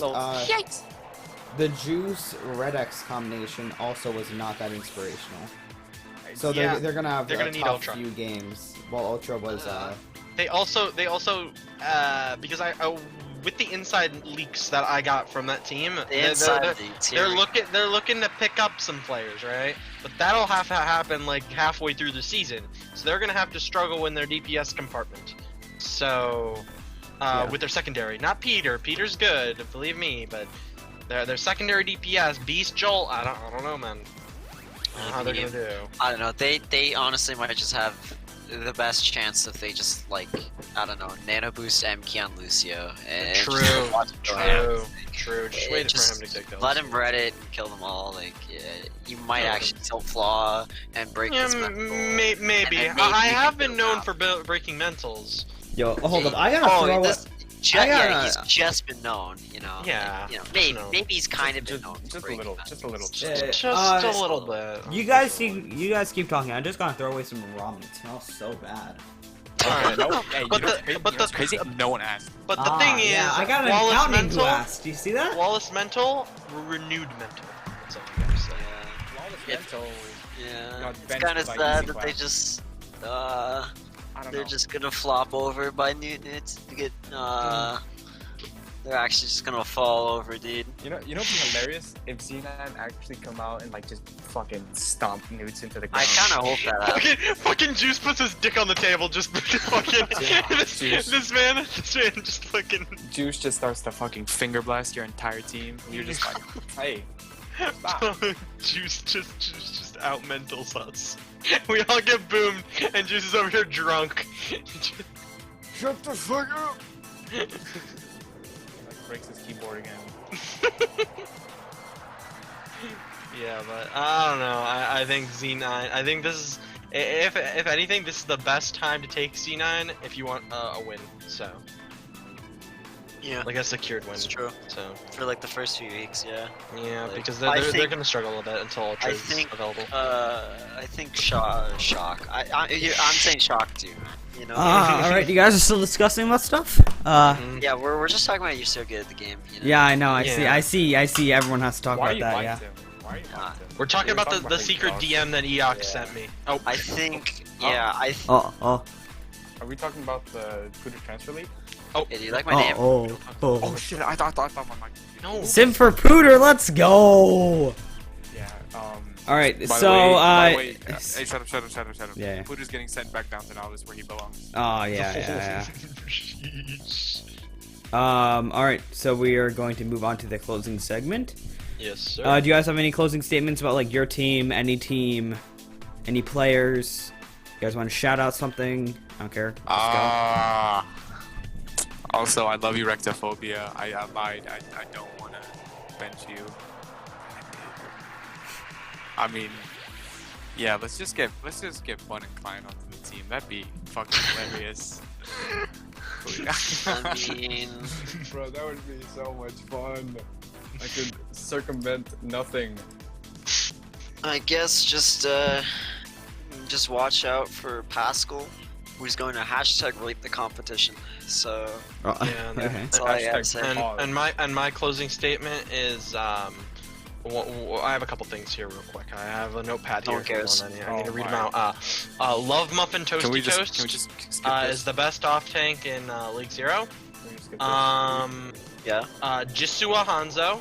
Mhm. Is everyone playing Jishua Christmas Script? Lucio. Mhm. Glacial Lucio. Monkey. Oh, Lucio. No, the Glacial monkey. Lucio. Flawless Oh, Torbjorn. Flawless Torbjorn. Okay. And I'm taking a break recently. You know what? I take it back. Z9 is gonna win. Okay. I take it back. Well, I remember. Hard cap. Okay.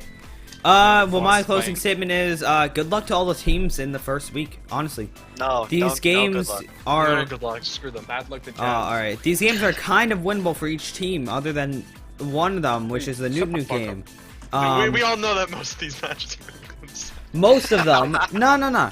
Okay, most of them. But I do feel like if one team just like comes out refurbished and other stuff like that, they Yeah, can refurbished. take a new team. Okay, shut up.